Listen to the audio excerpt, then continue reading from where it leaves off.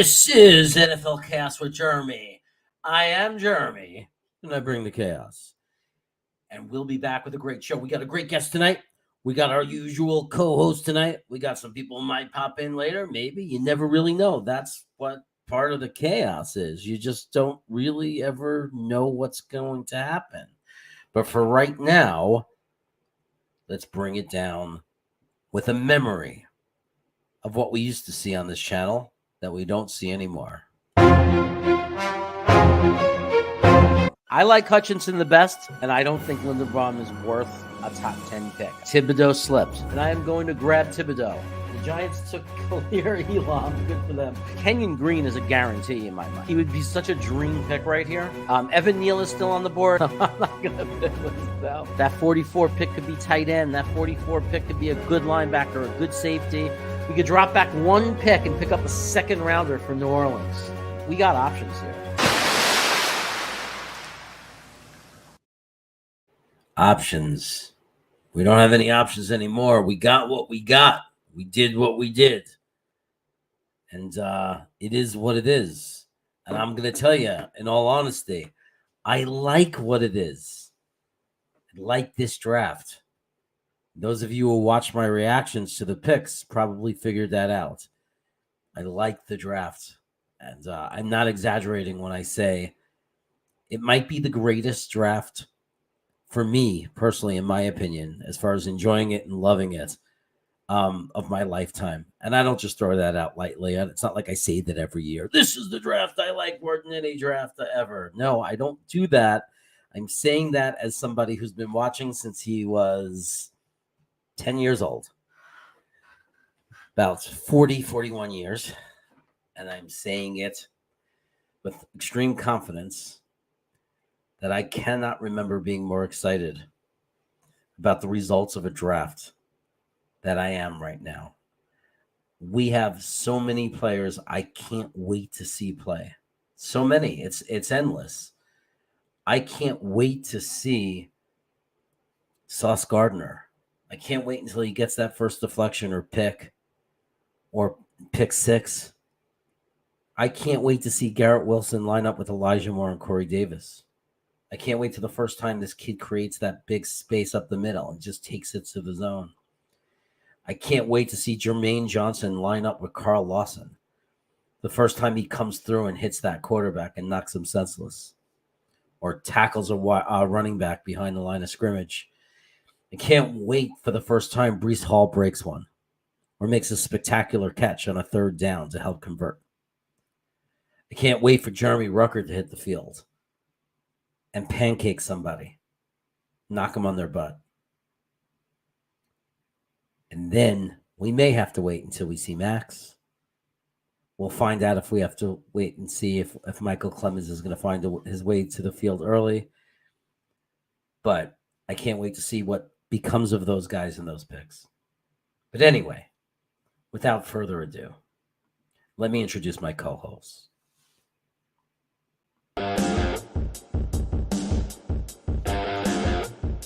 The echo is gone. It's gone, I tell you. There's no more echo here. This is the president of the Virginia Jets fan club. And what does he do in the offseason? He hangs out with the chaos. Please welcome Y2K99 Adam.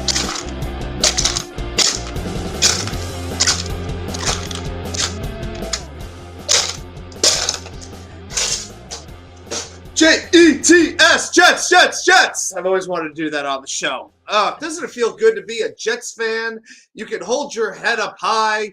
You don't have to be ashamed. Guys, guess what? We get to wear a Jets hat, a Jets t-shirt, a Jets jersey, a Jets headband, a Jets wristband. Put that Jets license plate frame on the back of your car because you know what? People are looking at you and saying, gosh, dang, you had a pretty good draft. No, that's fake. The echo's gone. We're good now. Because I've hooked myself up. I'm upgrading. The Jets are upgrading. The show just keeps getting better because of guys like you, because of the chat. So you know what? We got a fantastic show for you tonight. And how can we not be in an awesome mood? Let's get at it. Let's go. Let's go. So, first to like the stream, first one in here. Usually he's sometimes not the first one in, but today there was a cancellation of sorts somewhere else. An Iowa Jets fan had the time to get in. So welcome, Iowa Jets fan. Butthole, what's up? Talking Jets with Tigo in the house. Hopefully he'll join us on Friday in the Hangout, which we're going to do, by the way, on the Proud Jets fan. We'll be giving information on that. The Friday night Hangout will alternate between channels. So we could have a live too on Friday night sometimes. So once we get that going, people will get used to it and know we'll get everybody subscribed to both channels, know they can jump back and forth for that. Jets mess. What's up, my friend? Yes, I had my snacks already. But I promise one day when I happen to do a show on a cheat day, I'll be snacking again live. And well, I've eaten salad, so. Anyway, Bryant Sill, what's up? Howdy, my man. Nick Shine, of course, is here with us in the back or in the chat. Jacob Finnegan, what's up, my man? Yep, is back. Nice to see you. Yep, Christopher Merkovich. What's up, my friend? Good to see you. Ant Jets 82, my friend, is back. Pure Adrenaline Fantasy Sports. Congratulations on your monetization on Twitch. Pure Adrenaline Fantasy Sports.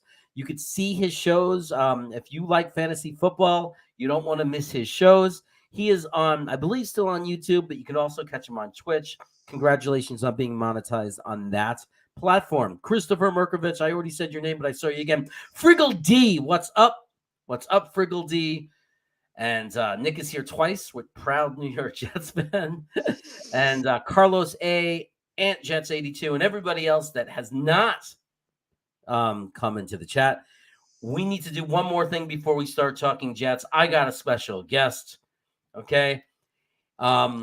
Hopefully we'll got to keep him on schedule because we don't want the last thing we see of him to be a hands reaching across the screen. It was a lot of fun. Last time we were worried, and now I can confirm he's alive.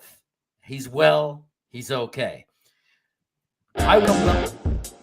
Some people say that he is the next Maxwell Theory, but I guess not the next Maxwell Theory. He already is the dude. Let's go.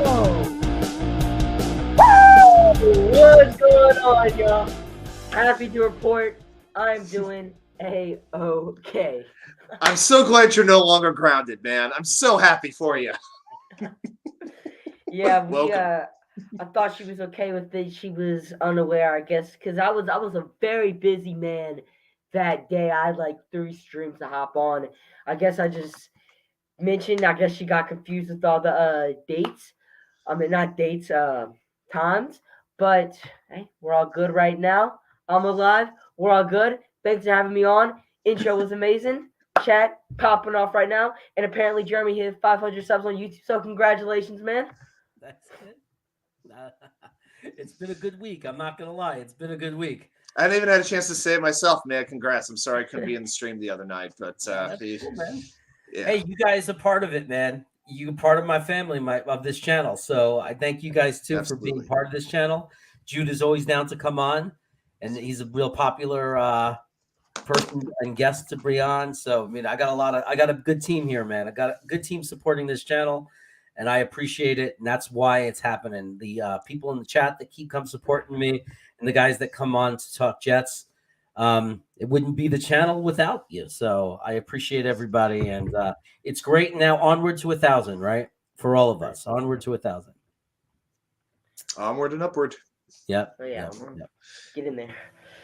I can't wait to see what you're going to do in celebration of 1,000. I haven't even decided yet. I've been kind of weighing options, but I'm gonna have to pick something. Gonna have to get a giveaway in order too. I was orchestrating all kind of things, and then subscribers kind of went slow, and then I started hopping on shows, and I'm just like, oh, I gotta kind of get something in place right here. It's getting kind of scarily close. Yeah, to everyone out there that sees this, if you are not subscribed to the Jude Jet Show, you are not doing this correctly.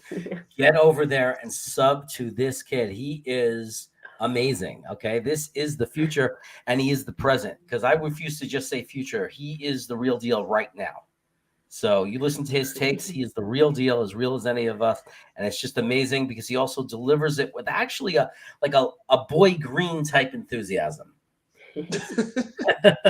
So if we heard Jude and Boy Green going back and forth, it'd almost be like a game of who's saying what. It'd be pretty good. We'll be talking to mom, and it'd be like, "Oh, I need to change the video speed on this. Like, I can't keep up." Actually, I think I know what it would be. I think I would know the difference because Boy Green would be going a little bit faster. I think that would be the difference. His voice probably would be a bit deeper than mine too. It depends how excited he is. Like when he was on the draft coverage last weekend, oh my, people literally could not keep up with him. He was so excited that he was talking like this, and he couldn't even. He was like the Micro Machines guy. He was like John Machine way back in the day. Remember, if it doesn't say Micro Machines, it's not the real thing. That is a total throwback to the '80s. I apologize if anybody didn't get that reference. So Clutch, who's maybe a Kansas City Chief, future YouTube content provider for the Kansas City Chiefs.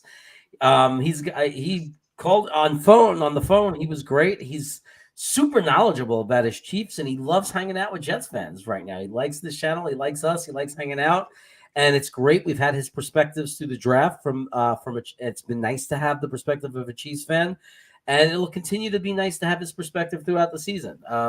He's a kid who has watched his Chiefs go from just kind of bleh to this great, exciting team, and we're trying to build the same kind of thing around Zach Wilson. So hopefully we will be the like a Chiefs-like team that could put up 30 points like it's nothing pretty soon. Now, Clutch, we now that you're here, we do have a little bone to pick. You guys took a player that a lot of us really wanted, a young man named Leo Chanel. So we understand you want to use him as an edge rusher. So we want some progress reports on Mr. Chanel. I'm not talking about during the games. Oh no, we want minicamp. We want preseason. We want to know how much he's benching. We want to know what he's having every single meal. Like every week, we need a Leo Chanel report, and we got to have it detailed. Yes, absolutely. I agree. That's going to be great to have you give us the updates on him. Fantastic. And he'll come in after, when we're talking about wrap ups after Sundays, we'll get the perspective, we'll get his perspective on the Chiefs. It'll be cool. And we have Grandizer to cover Miami for us and tell us the perspective from them. And Aiden will give us Jacksonville takes and how he feels about Trevor Lawrence. We're building up and starting to cover a lot of the league. So we'll get some other perspectives. They're interesting to hear. So we'll definitely spend time hearing them. So Get My Bob is referring to when he says last night, me guzzling some crazy, crazy hot sauce and my face turning red in the pain I was in as my brother sat there and couldn't care less. So it looks like Nick gave you 2 subs. Oh, appreciate that, Nick. Helps our friends. So much. Right. I like it. So let's get to business. So I named this video. I wanted to get into one topic right away for people who came in and says we're 13 minutes in. When are you going to talk about Dairy Queen? So I assume everybody is down with that nickname for our new undrafted free agent DQ Thomas. I was watching some tape and reading up on him, and I gotta say, I'm getting kind of excited that this is my undrafted free agent that I'm going to track for this year. This is the guy I'm most excited about. Not only for the potential great play and the potential of actually turning out to be a really good pickup for us, but another great nickname. Can you imagine him and Sauce together? It's like, hey, man, you want some sauce in that Dairy Queen? We may not have gone Jaquan Brisker / Brisket, but hey, at least we got some DQ in the house. I mean, hey, I would much rather DQ get a blizzard. You already know. The blizzard headlines. Yes, he's gonna be freezing up opponents in coverage. We already know. We got the freezer in DQ. We got the sauce covered man and Sauce Gardner. Oh, the nicknames on this team are insane. But DQ Thomas, I just love DQ Thomas so much. Like in my undrafted free agent video, this was the guy I said was my favorite, partially because of the nickname and the other part because of this guy's play. He was just so good in where was he? Middle Tennessee State. Every single year he was there. Like DQ Thomas, I feel like he was undersized. I feel like that was the main reason why he didn't get drafted. But he's a pretty solid coverage guy. Doesn't really show for an interceptions, but reading up on this guy, he is a pretty solid cover, and he's just all over the field. He finished his college career with like 20 and a half sacks, 53 tackles for loss. Like, this dude is just a maniac, and he's going to be flying all over the field for the Jets. Would not be surprised if this guy is starting alongside CJ Mosley next season at like week 5. I mean, DQ Thomas, I feel like, has a really good chance to add some spice, to add some Dairy Queen to this defense. So, I mean, yeah, DQ Thomas definitely should be a guy more people are talking about. But the undrafted free agents aren't going to talk about this year because our draft class is just that good. Yeah. And it's so true. I mean, looking at his stats right now, one of the things when I do my game previews, whether it's for Green Bean or I put them up for the Virginia Jets fans, oh boy, or I do them for the Virginia Jets fans, and I'm looking at the other team. I look at different things that stick out to me. But one of the main defensive statistics that I look at is tackles for loss, because not, especially for a linebacker, because not everything is about a sack or an interception. There's a lot of other things you could look at to get a feel for what kind of a player this guy is. Like stopping screens. And I look at the don't get me started on that one. But if you look at the last 4 years, the tackles for loss, 14 and a half, 12, 7, 17. Now, he actually played 5 years in college total. He had 2 senior seasons. So, but like you said, Jude, you're exactly right. 53 tackles for a loss in 5 seasons, that including 50 in 4 years. That's ridiculous. 20 and a half sacks, exactly right there. 180 solo tackles. And not much in the way of passes defense. Not as much there, but this guy is going to be a speedy tackling machine.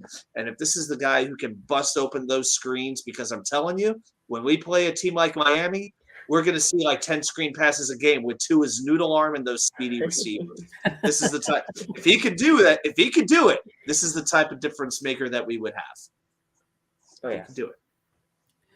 Yeah. Look, we called him first and gave him a lot of money and signed and locked him up for a reason. There's something about him they like, and we don't even know that they wouldn't have drafted him in the 6th or 7th round if given the opportunity. They may have been watching the whole time, praying that he slipped out of the draft undrafted. Right? They could have had a burner account on Twitter, DQ Thomas Prayer Circle, something like that. I'm just very sorry that I didn't get to see Robert Saleh make a phone call to DQ Thomas. DQ! Would you have loved it there for that? We need to get the social media team online. They need to film the undrafted free agents. That's so true. They need to film them. And then another thing I was surprised at, kind of not about his play, but how did this guy not get an NIL deal with Dairy Queen? Like, how did this guy not? That's insane. Like, all he has to do is produce. Exactly, all he had to do. But he did. I guess it was a state, Middle Tennessee State, not exactly a bigger college. But so a missed out opportunity by Dairy Queen, 100% right there. Yep. Well, if he turns out to be a star, it's going to be great for those Dairy Queens, because they're going to probably eat that up. He's going to have a nice little promotional opportunity to make some money. Oh, yeah. Showing him in the Dairy Queen eating his ice cream, probably with Sauce sitting next to him. And Sauce will say, "Do you want some sauce?" And he'll open up his little necklace chain and he'll pour some chocolate syrup on his sundae. That's just money making right there. Yeah, money making. Oh boy. But let's talk. So DQ, is there any other? Let me ask you. We'll rotate asking you questions, Jude. We're gonna pick your brain now. Is there any other undrafted free agent signing that got you excited? Is there anyone you're following, looking at, that you really like other than DQ? So took a breakdown of him. Savion Williams, he was a defensive lineman from Florida A&M. He's also a pretty good player as well. He started out in JUCO, transferred to Tennessee in 2019. Didn't really do much there. Then he goes to Florida A&M and is just a complete monster. 29 tackles, 6.5 sacks. I want to say 11 or 11.5 tackles for loss. Like, this guy was a complete difference maker at Florida A&M, and probably didn't get drafted because of that reason. I want to say Florida A&M's an HBCU school, and they don't really get looked at too much. But I really like him. And another receiver I like is Keyshawn Abraham. He's a receiver from Kent State. I mean, this guy just needed, I feel like, another year of college football because before his, final season at Kent State, he had 137 receiving yards. This past season with the Golden Flashes, he finished with like 69 or 699 receiving yards and like 3 touchdowns. Had 138 yards and a touchdown against Iowa. So I feel like this is a guy who once given more chances, once he finally gets healthy, I definitely feel like could start to shine. He's also super athletic. His raw RO2 ROS score, ROS, that's what it is. It was like 9.2, which is very, very high, very athletic receiver. So I feel like if this guy can get healthy, I definitely feel like we're gonna have a pretty solid backup receiver, extra depth, in Keyshawn Abraham. But those are probably the two undrafted free agents outside of DQ that I'm happy with. What's up, Buffalo Jets fan? Yeah. That's cool. That's cool. Adam, you got any questions for Jude? I mean, I would certainly echo what you said about Savion. That's definitely one guy that definitely has me excited. But I guess were there any undrafted free agents that after the draft was over, were there any particular players who were not drafted that you wanted the Jets to target that they were not able to sign? Obviously, the bigger name guys, Justin Ross, really wanted him. Didn't sign, ended up signing with the Chiefs. I feel like that's an absolute steal with them. I mean, his freshman season at Clemson, he had more yards than T. Higgins, Hunter Renfro, and there's another receiver, forgetting this guy's name, but he had more receiving yards as a true freshman than some receivers who are balling out in the NFL right now. And he just has a lot of injury problems. But once this guy is healthy, he can really play good football. But it's just the problem with him, is he healthy? I know the Jets probably didn't want to gamble on a not healthy receiver. But the thing is, he's an undrafted free agent. We had the money. If I was Joe Douglas, I probably would have just took a gamble on him. But happy he ended up with the Chiefs. Just happy he ended up on a team. I saw some rumors he was going to end up in the USFL. Just like, no, just let this guy go to the NFL. But another guy I really wanted was Josh Jobe from Alabama. He was a guy I saw getting mocked to the Jets in like the second round early in the draft process, and he ends up falling as an undrafted free agent. I didn't really know too much about Josh Jobe, but I still wanted him just because of the name recognition. Saw this guy was getting mocked to the Jets, and I'm just like, hey, maybe he's going to end up to be kind of a solid player. And then, of course, Smoke Monday. How could you not want Smoke Monday? I mean, his last name is literally, not his last name. His first name is Smoke. Like, getting a guy named Smoke on our team would be crazy. And then Vernon McKinley, too, from Oregon was the guy I really wanted. 6 interceptions his, final year in college. That's insane. And then we coached him in the Senior Bowl, too. I feel like he definitely would have been a guy we were interested in. But if we coached him at the Senior Bowl, we probably weren't too interested in McKinley. But those are, 4 guys I wanted the Jets to sign. We didn't end up signing them, but happy with our undrafted free agent class and in general. Yeah, as Owen points out, he points out one of the ones I wanted, Donovan. I think there's West. Donovan West. We made him a big offer, but unfortunately, San Francisco set a crazy mark of 230 grand, and they got him. So we lost out on him. I wanted Sterling Weatherford because he was a 6'4" kind of baby version, I guess, of Hamilton. But what I liked about him was I thought he's the kind of guy that if you put 15 to 20 pounds of muscle on him, suddenly he's a hybrid linebacker that can cover really well. But Verone McKinley bit hard, man. I really wanted him. I mocked him all the time. I really like Verone McKinley. I was shocked he didn't get drafted, but he didn't. I really thought we were going to go after either him or Weatherford. And it was disappointing that we didn't sign either of those guys or West, who would have been a great developmental potential future center. So that's where I was disappointed. But don't forget JoJo Dolman, linebacker. Indianapolis scooped him up for some coverage linebacker skill. That's a guy we he went undrafted late. He did. Yeah. Wow, I really wanted him at a shocking 4th round, 5th round. There's so many guys. Yeah, there's so many guys we really wanted, and I was shocked when I found out how many weren't drafted. It's crazy. Mm-hmm. Wow, he went on. That's crazy. He seriously did, man. Yeah. Davion Williams, who we made a big offer. I haven't really heard too much about him. Was he like a receiver, running back, or? I'm sorry. Did you say Savion? I'm sorry. Who'd you say? Davion. The guy we were just talking about him.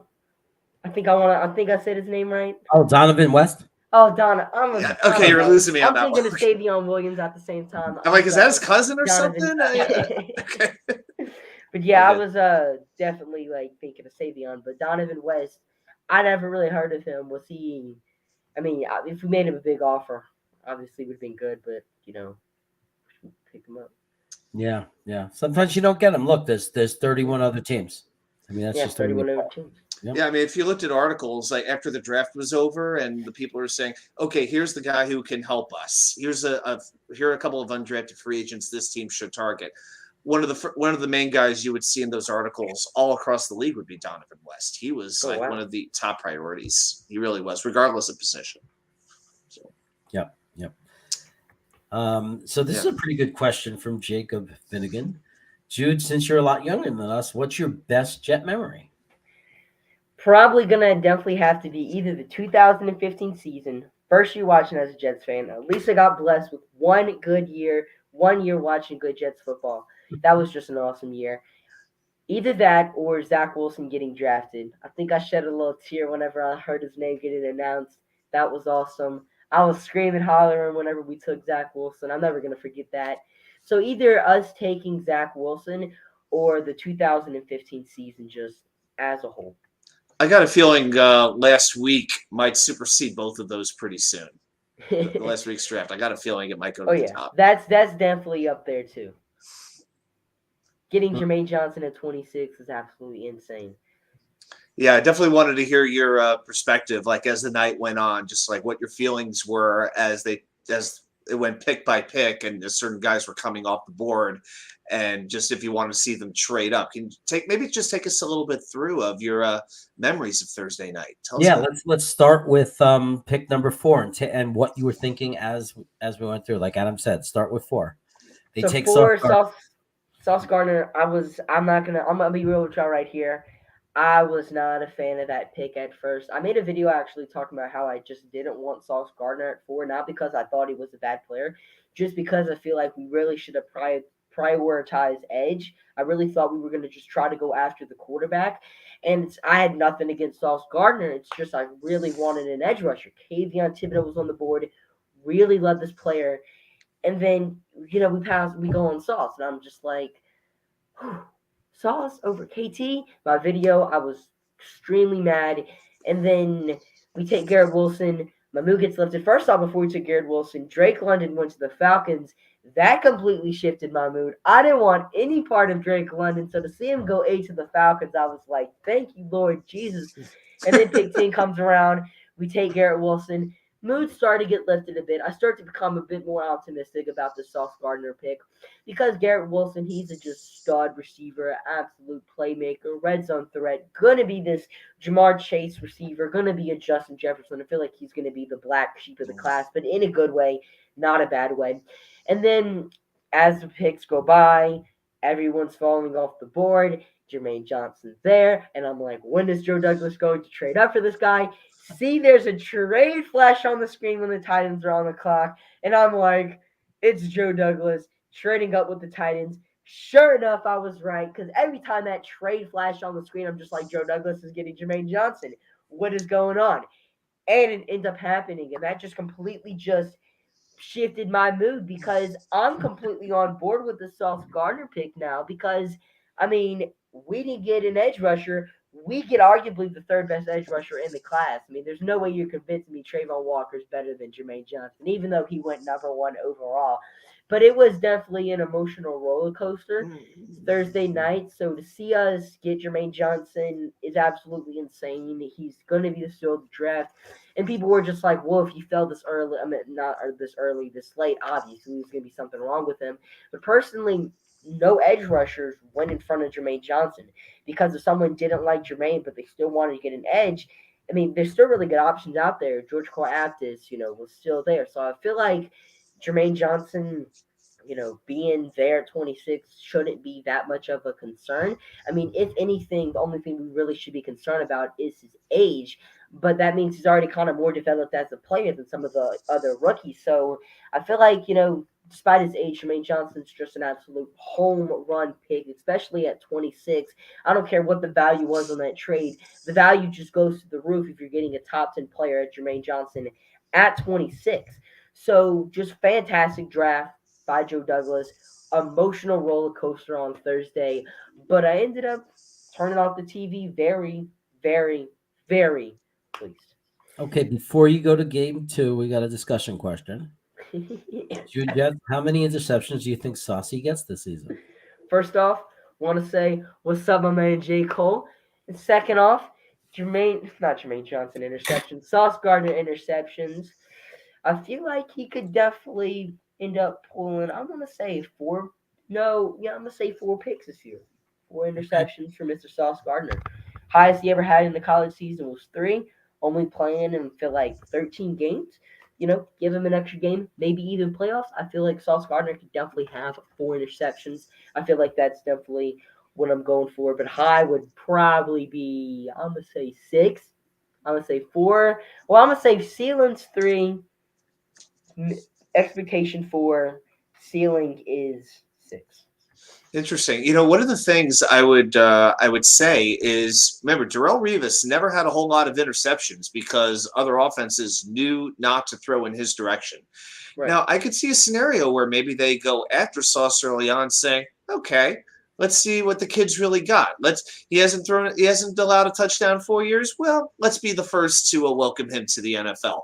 That's one of the reasons. That's one of the first things I'm going to be looking at when the schedule comes out next week. Is where are those high passing power offenses? Where are they Right. going to be in our schedule?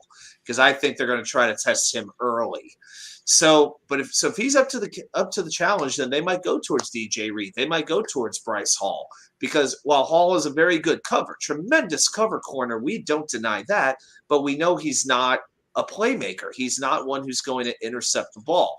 And if I'm a quarterback, I'll take my chances with that guy because I'd rather have an incomplete pass than an interception. Right. So yeah, I'm thinking 3 to 4 sounds pretty good. But if I had to go with a number, I'd go 3. If the over under was 3.5, I'd probably take the under, to be honest. And that's not knocking his ability. I just don't think he's going to be targeted as much, and I think it's going to be a lot of pass knockdowns. And I definitely feel like most of his interceptions come beginning of the season because, as you say, quarterbacks are going to be like, let's welcome this guy to the NFL. He's a rookie. I mean, if we play Dolphins week 1, Tua is probably going to be like, yeah, Tyreek Hill on a rookie. That's easy money. But then Sauce Gardner, I feel like, could definitely surprise a lot of people and be like, this is what you get for messing with me. I might be a rookie and whatnot, but I'm better than your CB1. I'm the best cornerback in the NFL. That's what you get for testing me. So I feel like we're definitely going to see a lot of early season interceptions from Sauce Gardner. And then later on, he's not going to be as pick magnet as he would be in the beginning of the season. But still, of course, this lockdown cornerback. And I definitely feel like he's going to end up with a ton of pass deflections just because his wingspan is insane.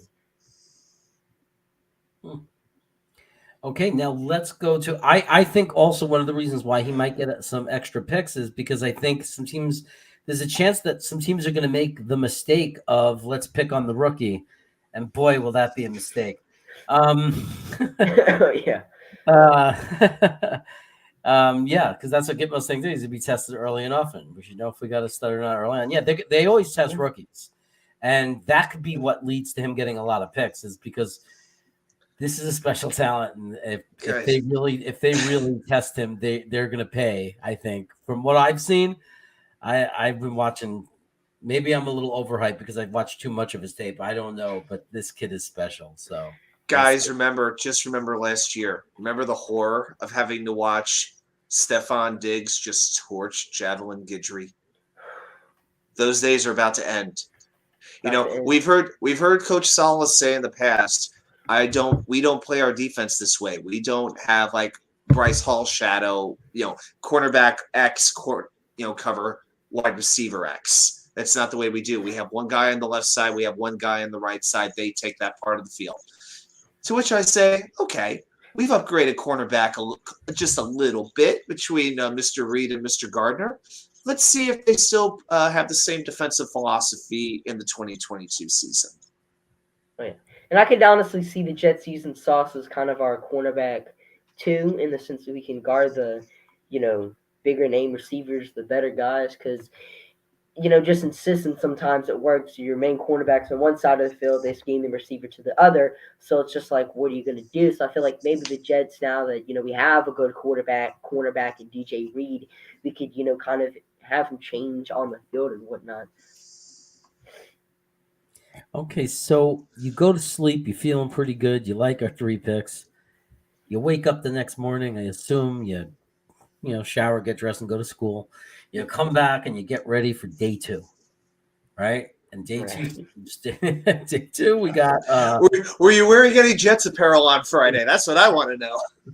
I mean, I definitely would have if the school would allow me. But as Oh, soon as I got home, I put on this jersey and I put on my attire. I well was done. ready. Oh, so yeah. you come in and day two starts, and obviously we start day two with um let's see, we had a pick, one pick left early on, and then we had a pick a little bit later, right? So Right. Right. we come in and we trade up. So we're getting ready to pick. We got a couple picks left. And what are you screaming now? Who are you thinking we're grabbing? You hear about the trade, so tell us about those three things. Who do you think we're taking? The trade happens. What's your reaction? What were you thinking was going to happen? And then we take Brees Hall. All right. So trade happens, and I'm honestly thinking it's N'Kobe Dean. I was looking at a lot of second round mock drafts, and everyone was just like, he's either gonna go to like the Texans at 37 or the Jets at 38, and I'm just like, oh, we're jumping ahead of the Texans to select N'Kobe Dean, and then it ends up being a running back, and I'm just like, okay, and then I'm just like, is Brees Hall? I didn't really wasn't looking too much into running backs. I did a little troll on Twitter. I was like, we should take Brees Hall at 4, just to see what some fans would say.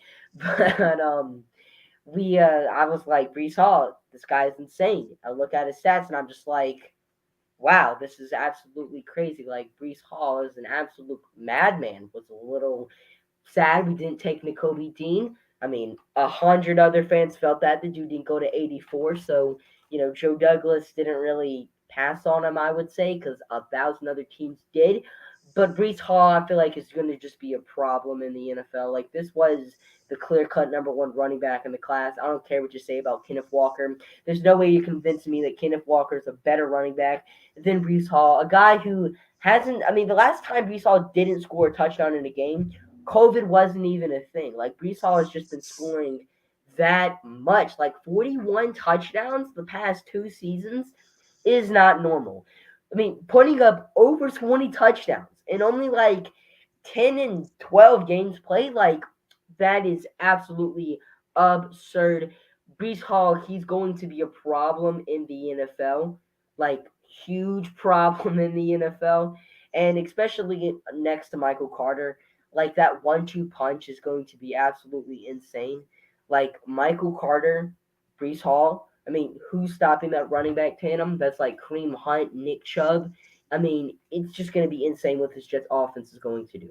Brees Hall, 36. I wasn't expecting it, but I'm also not saying this is a bad pick because it's awesome.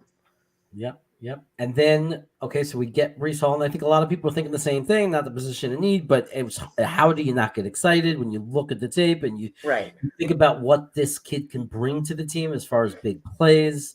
Um, it's hard not to get excited. So then after some time, what seemed like forever, and watching lots of players we love going off the board, we come back and there was still guys there, right? There was still guys. So who are you thinking now at 101? What are you saying? What are you thinking to yourself at 101 with who's left on the board? What are you expecting them to do? I'm like, it's Perion Winfrey. We brought this guy in for a top 30 visit. How is it not Perion Winfrey? Or I'm thinking the linebacker from Wisconsin, Leo Chenal, maybe even a Quay Walker. And I'm just like, it's going to be one of those three players. It's announced it's Jeremy Ruckert. And I'm like, okay, I mean, Jeremy Ruckert, it's not a position of need. This is, a fan favorite guy we all wanted in January, February before free agency. I mean, I was once again not mad at the pick. I was kind of sitting there shocked, though, because defense was such an issue for us last season. Our defense was literally the worst unit in the NFL. And then, we take our tight end 3. And Yeah, I feel like this is definitely a pick more so for the future because Uzama, Conklin, they're not getting any younger, and you get a tight end that Zach Wilson can kind of work with, build chemistry with, and then by the time Ruckert's entering year 3, he's going to have this awesome connection with Zach Wilson and is just going to burst onto the scene as a really good player.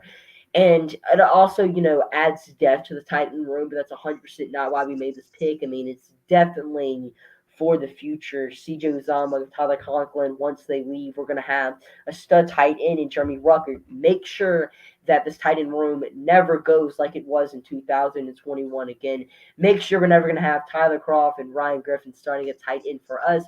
So I'm still kind of a little disappointed we didn't go defense right there. It's kind of the pick that's still kind of sticking with me because I just really wanted Perion Winfrey. Honestly, wanted this guy at 35, so to see him at 101, I was just like, we got to take him. We got to take him, and then don't. So I'm still really kind of disappointed in that. But I mean, if Jeremy Rugged ends up turning into the next like Zach Ertz for us, the next Mark Andrews, then I mean, in 2-3 years, I'm gonna be looking back on this video at the stream, and I'm gonna be like, "What are you saying, Jude? Just say all good things about Jeremy Ruckert." But I mean, overall, Jeremy Ruckert, I feel like it's solid pick, solid future pick, someone Zach Wilson can build chemistry with. I think he didn't want to be in a position in a couple of years to have to either draft and develop someone when we're competing and right in our prime. And he's thinking by that time, in a couple of years from now, we're going to have to pay a lot of people. So we're not going to have to want to spend a lot on the tight end. So he's thinking in 1 to 2 years, Ruckert's going to be, a guy. Yeah. And he's still going to have a few years left on the cheap. We'll still have him for 2 years of good, decent, of money. And then somewhere along the way, we draft another guy and we just keep that room filled. That's what I'm thinking he's thinking. And I definitely have noticed that it's very common for tight ends to need 1 to 2 seasons before they really start to flourish. So it might be the perfect timing. Like Rucker gets a little bit of experience year 1. He starts to see more playing time year 2. And then year 3, one of those guys, their options not picked up, the team options, and you see Rucker go into a more prominent role. If he works one of the big comparisons, I've seen to him is Dalton Schultz, and look at him. He didn't exactly come into the league and take everything over by force. And it seems like forever ago that was like our dream target of our entire offseason. It wasn't necessarily a draft pick. We were like trying to get Dalton Schultz any way we could from Dallas.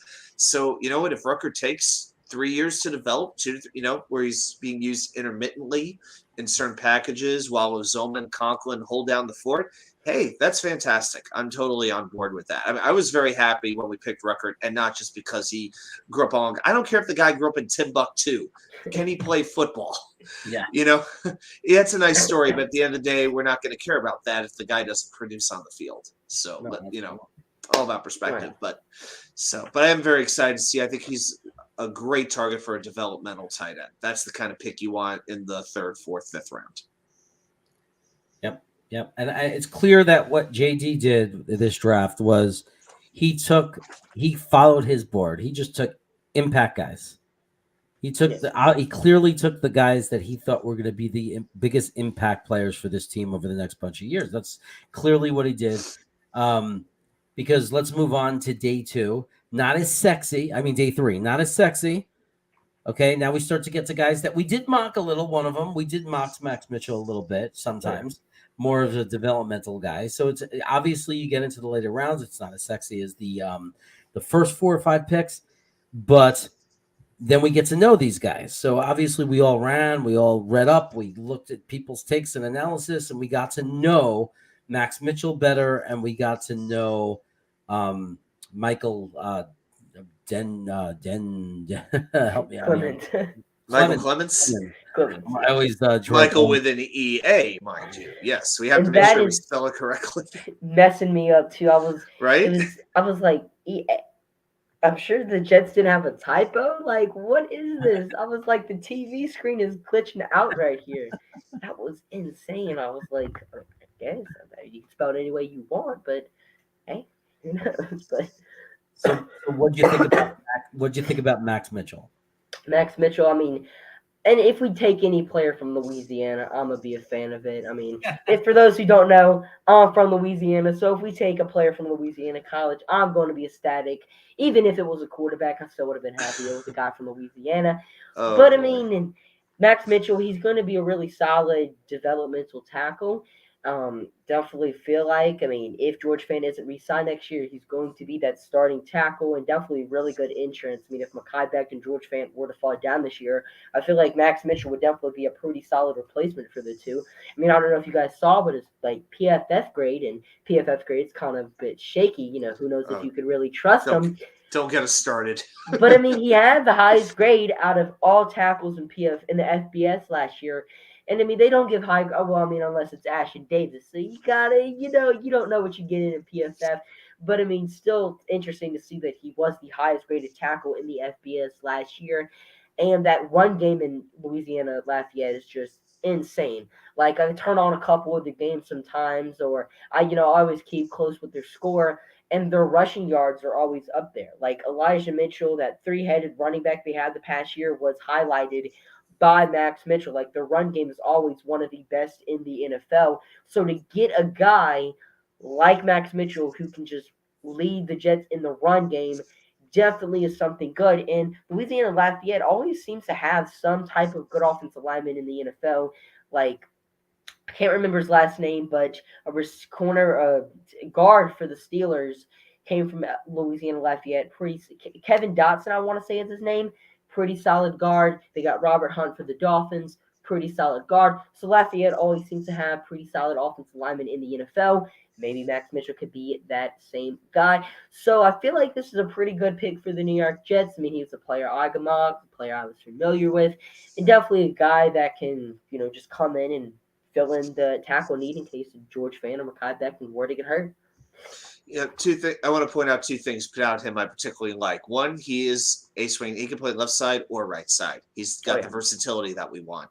Also, actually, second thing, he was named third team All-American. He's well respected, and he's known for his leadership. He's known for his toughness. There's two types of players, and we've talked about this, that Joe Douglas craves on this team. You either got to be a fantastic athlete or you got to be a leader.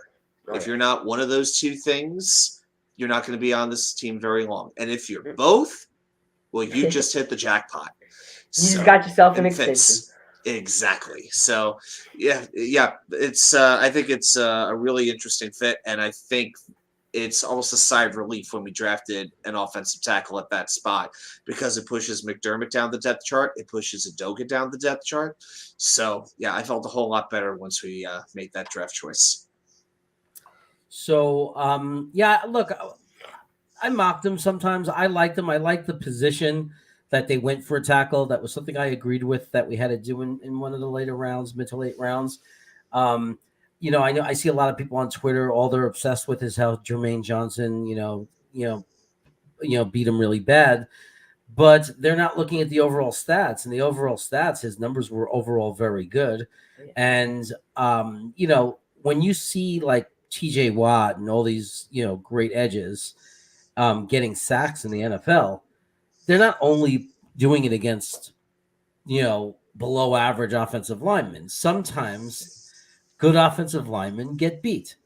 So one of the good things is Max Mitchell called, and he wasn't the only one. I think it was somebody else. I'm forgetting who. Somebody called Jermaine Johnson the best edge rusher they ever went up against. And it may have been Max Mitchell, but I thought it could be somebody else who said it, and that got me excited. Yeah. So look, it could be that Jermaine Johnson is going to be a future stud NFL edge. And yeah, in college, he beat Max Mitchell. But Max Mitchell that doesn't mean Max Mitchell's not going to have the potential to develop into a very good tackle, because AVT was getting beat at guard in the beginning of his first few games in the NFL, and he got beat pretty bad by Thibodeau in college. So, and that's AVT. So it's not the end of the world just because a good player beat him. You got to look at the overall numbers, and you also got to look at the tape. And play like a Jet, Luke showed a lot of things to be excited about. Mitchell, he has really good technique. He's really smart, good, solid, guy in like the fundamentals of the position of, in the offensive line. and he might be somebody who can put on some strength and develop into a very good player. But at worst, if he's a good, solid guy we could trust to come in when there's injuries, and he stays on the roster for a bunch of years in that role, it's not a bad outcome from where he was picked. Yeah, if he becomes like, say, like the Dakota Dozier of tackles, that's pretty good.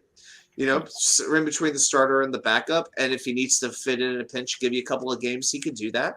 I'm fine with that. Oh yeah. Yep. Now, I guess the question on that is, will they keep George Fant past this season? Are they going to extend him? So I wonder if they have Mitchell planned as a backup, or if they are counting on him to take a starter role last year, like I believe they were hoping Cameron Clark would do at guard, and I believe he would have if he hadn't gotten injured. Oh yeah, and definitely, Just like, my I mean, opinion. with Jermaine Johnson, if maybe he was being beat by Jermaine Johnson a lot, but also, why is that a bad thing? Like, Jermaine Johnson was our third first round pick. Like, if Max Mitchell ends up turning to be something special, the fact that Jermaine Johnson was running all over this dude in college is a very good thing. I mean, if Max Mitchell is a really good tackle, then you want your first round pick edge rusher beating this guy constantly. So yeah, Jermaine Johnson might have been beating this dude up, but at the same time, it's Jermaine Johnson we're talking about, who hopefully is going to end up becoming one of the best edge rushers in the NFL, or at least guys, putting up really good sack numbers for us. Yep. And then after Max Mitchell, which I think, again, it's never the sexiest pick, but I think most Jet fans recognized it was a good pick. If that's who they believe was the best person at that position. Position wise, I think people really, felt fine about that pick. And then we come in and right away to end our day and end our draft, we grab somebody that I honestly had not looked into at all, Michael Clemens. And I'm going to say since that day of looking up and looking at the tape and looking what people are saying about him, I'm hearing the word violent a lot, violent pass rusher. I watched some tape on him and it's very impressive. And I'm like, how did he slip? How did he slip? Well, he had some legal problems. He was arrested a couple of times.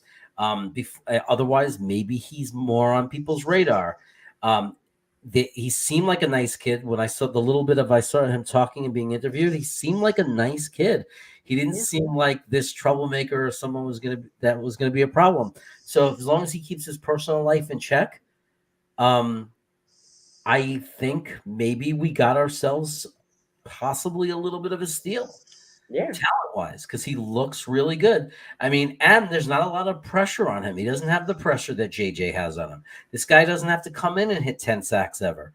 If has a Vin Curry type career, we'd be thrilled. It would be the steal of the draft.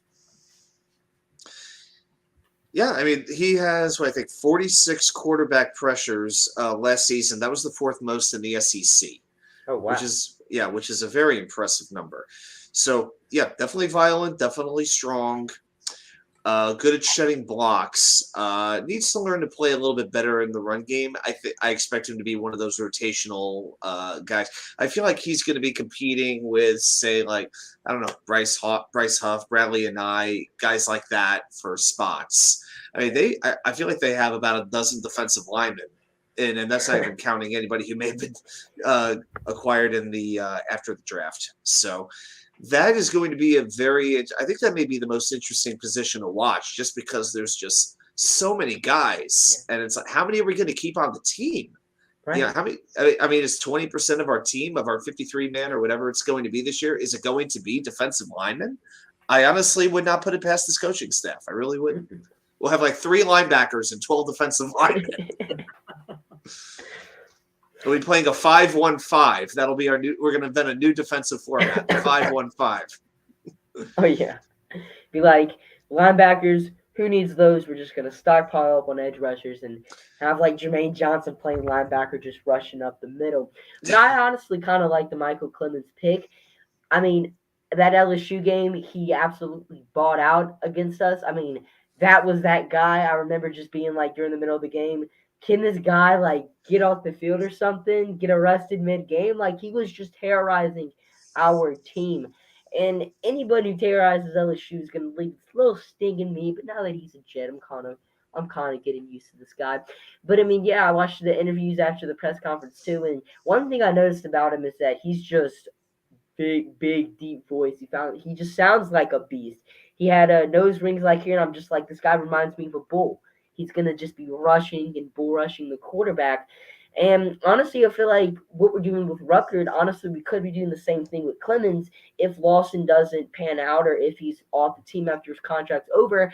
Maybe we're having Clemens kind of sit in the back, watch what Lawson's doing. He comes on the scene as our starter after Lawson's gone. I can honestly see that happening.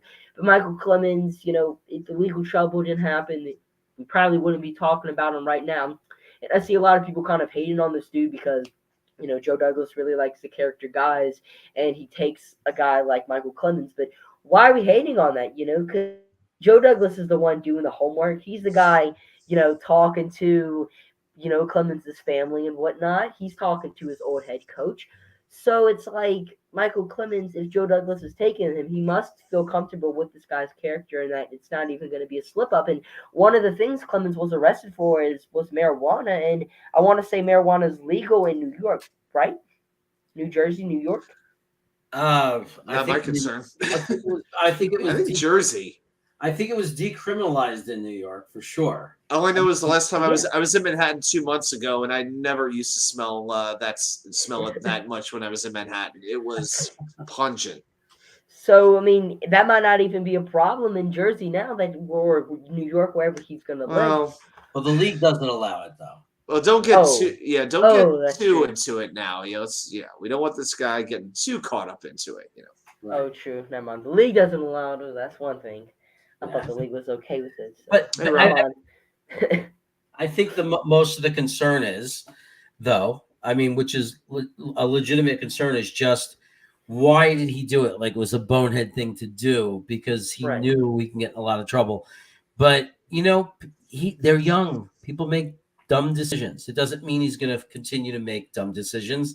And maybe he learned his lesson. I've made some bad choices. I could have, I got lucky, but I made some bad choices where if it wouldn't have went my way, I could have really messed up bad. I wouldn't have wanted to not be able to have the job I have now.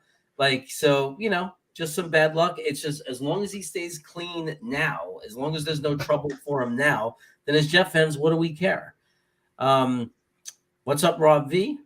Looking forward to having you on the show, man. I sent you an email. Make sure you get back to me and let me know when you want to come on. But it's good to see you. And we got a pretty interesting question here. Some guy is saying, what's up, Jeremy? A few days ago, I asked a question, and you were talking about the Jets draft board. You catch JD on Rich Eisen. He said he had Breece Hall at 18 on their board. I did watch the entire interview today, as a matter of fact. I finally had time to sit and watch that. What can I say, man? How awesome was it? My favorite part of that interview? My favorite part of that interview is that JD knew the reference from Saturday Night Live when Eisen was talking about it. Like he knew the Chris Farley bit when he was like, remember when you picked the guy at number 3? That was awesome. But no, I think it's great that he had Breece Hall ranked so high at number 18. It doesn't surprise me. It doesn't surprise me at all. There was, again, I'll say it a million times. Most of my adult life and life as a Jet fan, as a kid, most of my life, running backs went in the top 10. Sometimes multiple running backs in the top 20. It was normal for running backs to go at number 3 in the draft, number 4 in the draft, 5 in the draft. With those picks, and you'd have running backs, multiple running backs go in the first round all the time. Breece Hall to me is a guy most of my life would have been drafted in the top 15 of the draft, top 20 of the draft, easy. It's just a different game now. But that doesn't mean he doesn't have the same value or potential impact on our team. Having a guy who could at any moment, whether it's catching a pass, a screen pass, a regular pass, a short pass, and breaking it, or by handing him the ball, he can break one, and combining that with Carter, who has that ability as well, is just insane to me. We have two guys that no matter which one is on the field, at any moment can break a 50-yard run. I love it.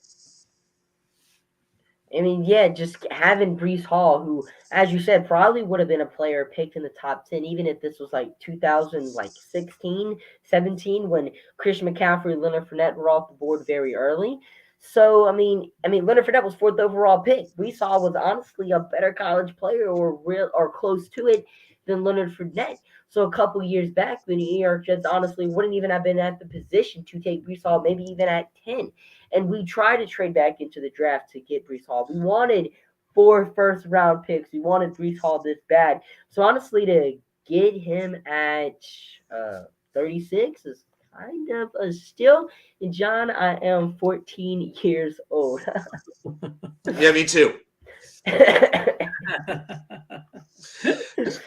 I'm gonna ask a serious question, because I mean it's a little bit known that I was not big into drafting Brees Hall prior to the draft. I did not make a secret of that. It was more about the idea of the running back, and then when I saw the trade up for it, I was really concerned. I now really believe that Houston would have taken him before our spot if we did not make that trade. So I get it. I guess my biggest thing is this. I mean, 800 touches in 3 years. He's got, like Bob said, he's got a lot of tread on the tires. I'm worried that, people will talk about having a bell cow running back. I think we need to just rotate him and Carter. I don't want to overuse this guy, number one. But two, when I watch his video, what I really see is a guy who is like Le'Veon Bell. But I don't know if he has the speed he quite has that speed. Maybe it's just he has these long strides, so it doesn't seem like he's running fast. But he waits for those holes to open up and then knows how to take advantage of them. Now, if our offensive line blocks the way that it can, if Mekhi Becton is healthy, that's got me excited. Okay, I could see that working.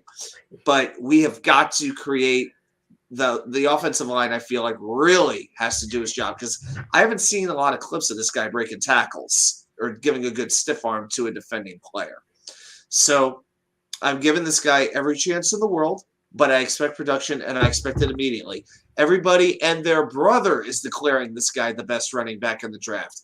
And I even tweeted at him. I said, go prove it. Go prove it. That's how I really feel about it now. I'll give him a chance. Go prove it. Yeah. So Frankie had a take on those charges, and I'm betting Frankie shot them down and said it's not a big deal, right? And I bet he referenced Rich Cimini in the process, because certain beat writers were just beating out nothing but his rap sheets. I love this. This is historical. But what's funny is he says Texas A&M. Like, how about at almost every college in America?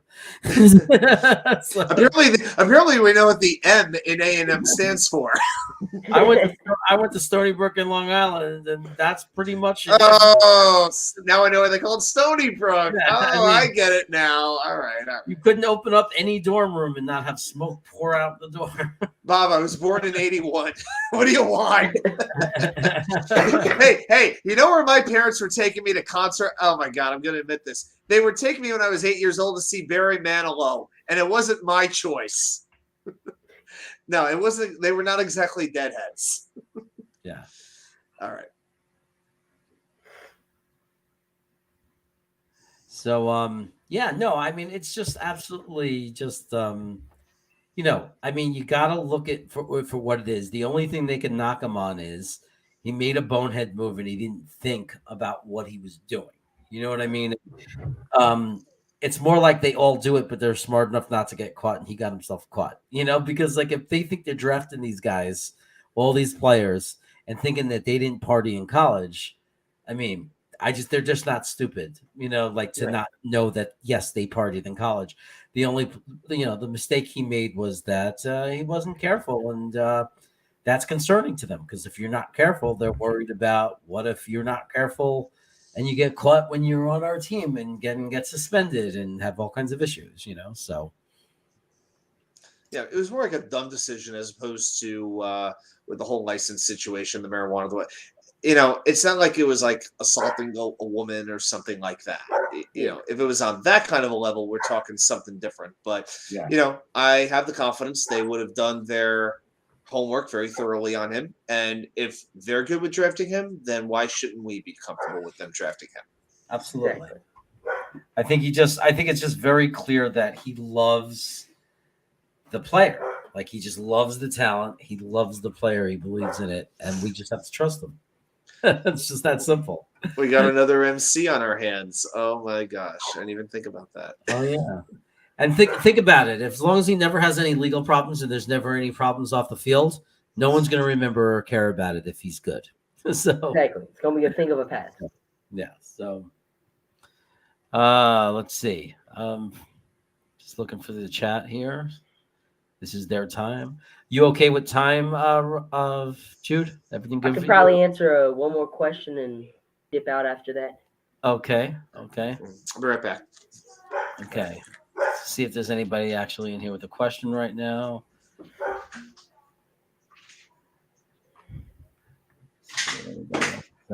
Everybody loves you, man. I just want to say everybody does love you. And yeah, I haven't been able to answer like every single one in the chat, but I've been trying my best to try to answer everyone.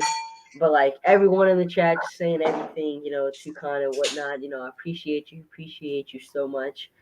And yeah, just thank you guys for all the kind words and whatnot. Oh, okay. I think they're talking about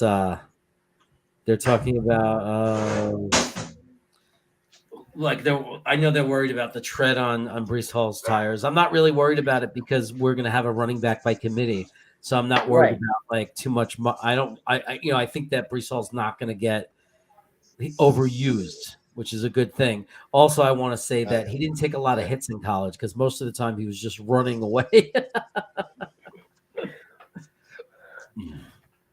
Oh, here we go. What are your thoughts on Quan Alexander? Why not? Why not? So first off, LSU boy, gonna say this about every prospect from LSU, but Quan Alexander's a man from Louisiana State University. So I really want an LSU player on the Jets. Got a UL guy. It's not good enough. We need an LSU player. So first off, would love it if Quan Alexander came. But I mean, other than the fact that he's from LSU, I feel like the New York Jets definitely just need to sign this guy because the linebacker room's not looking too great. I know we do have a lot of faith in our linebacker room. I know we really want, Quincy Williams to start. We really want to give our rookies, or I guess second-year players, Jamie and Sherwood and Hassan Nazardine, that playing time. But it's like Quan Alexander. He's a good coverage linebacker. He's a guy who's starting to get his injuries in check. And last season for the Saints was doing some reading on this guy, after he came in a visit with us. I was like, he was kind of a light in that Saints room last year. I mean, he was like a player who really kind of helped the Saints have the defense they had last season.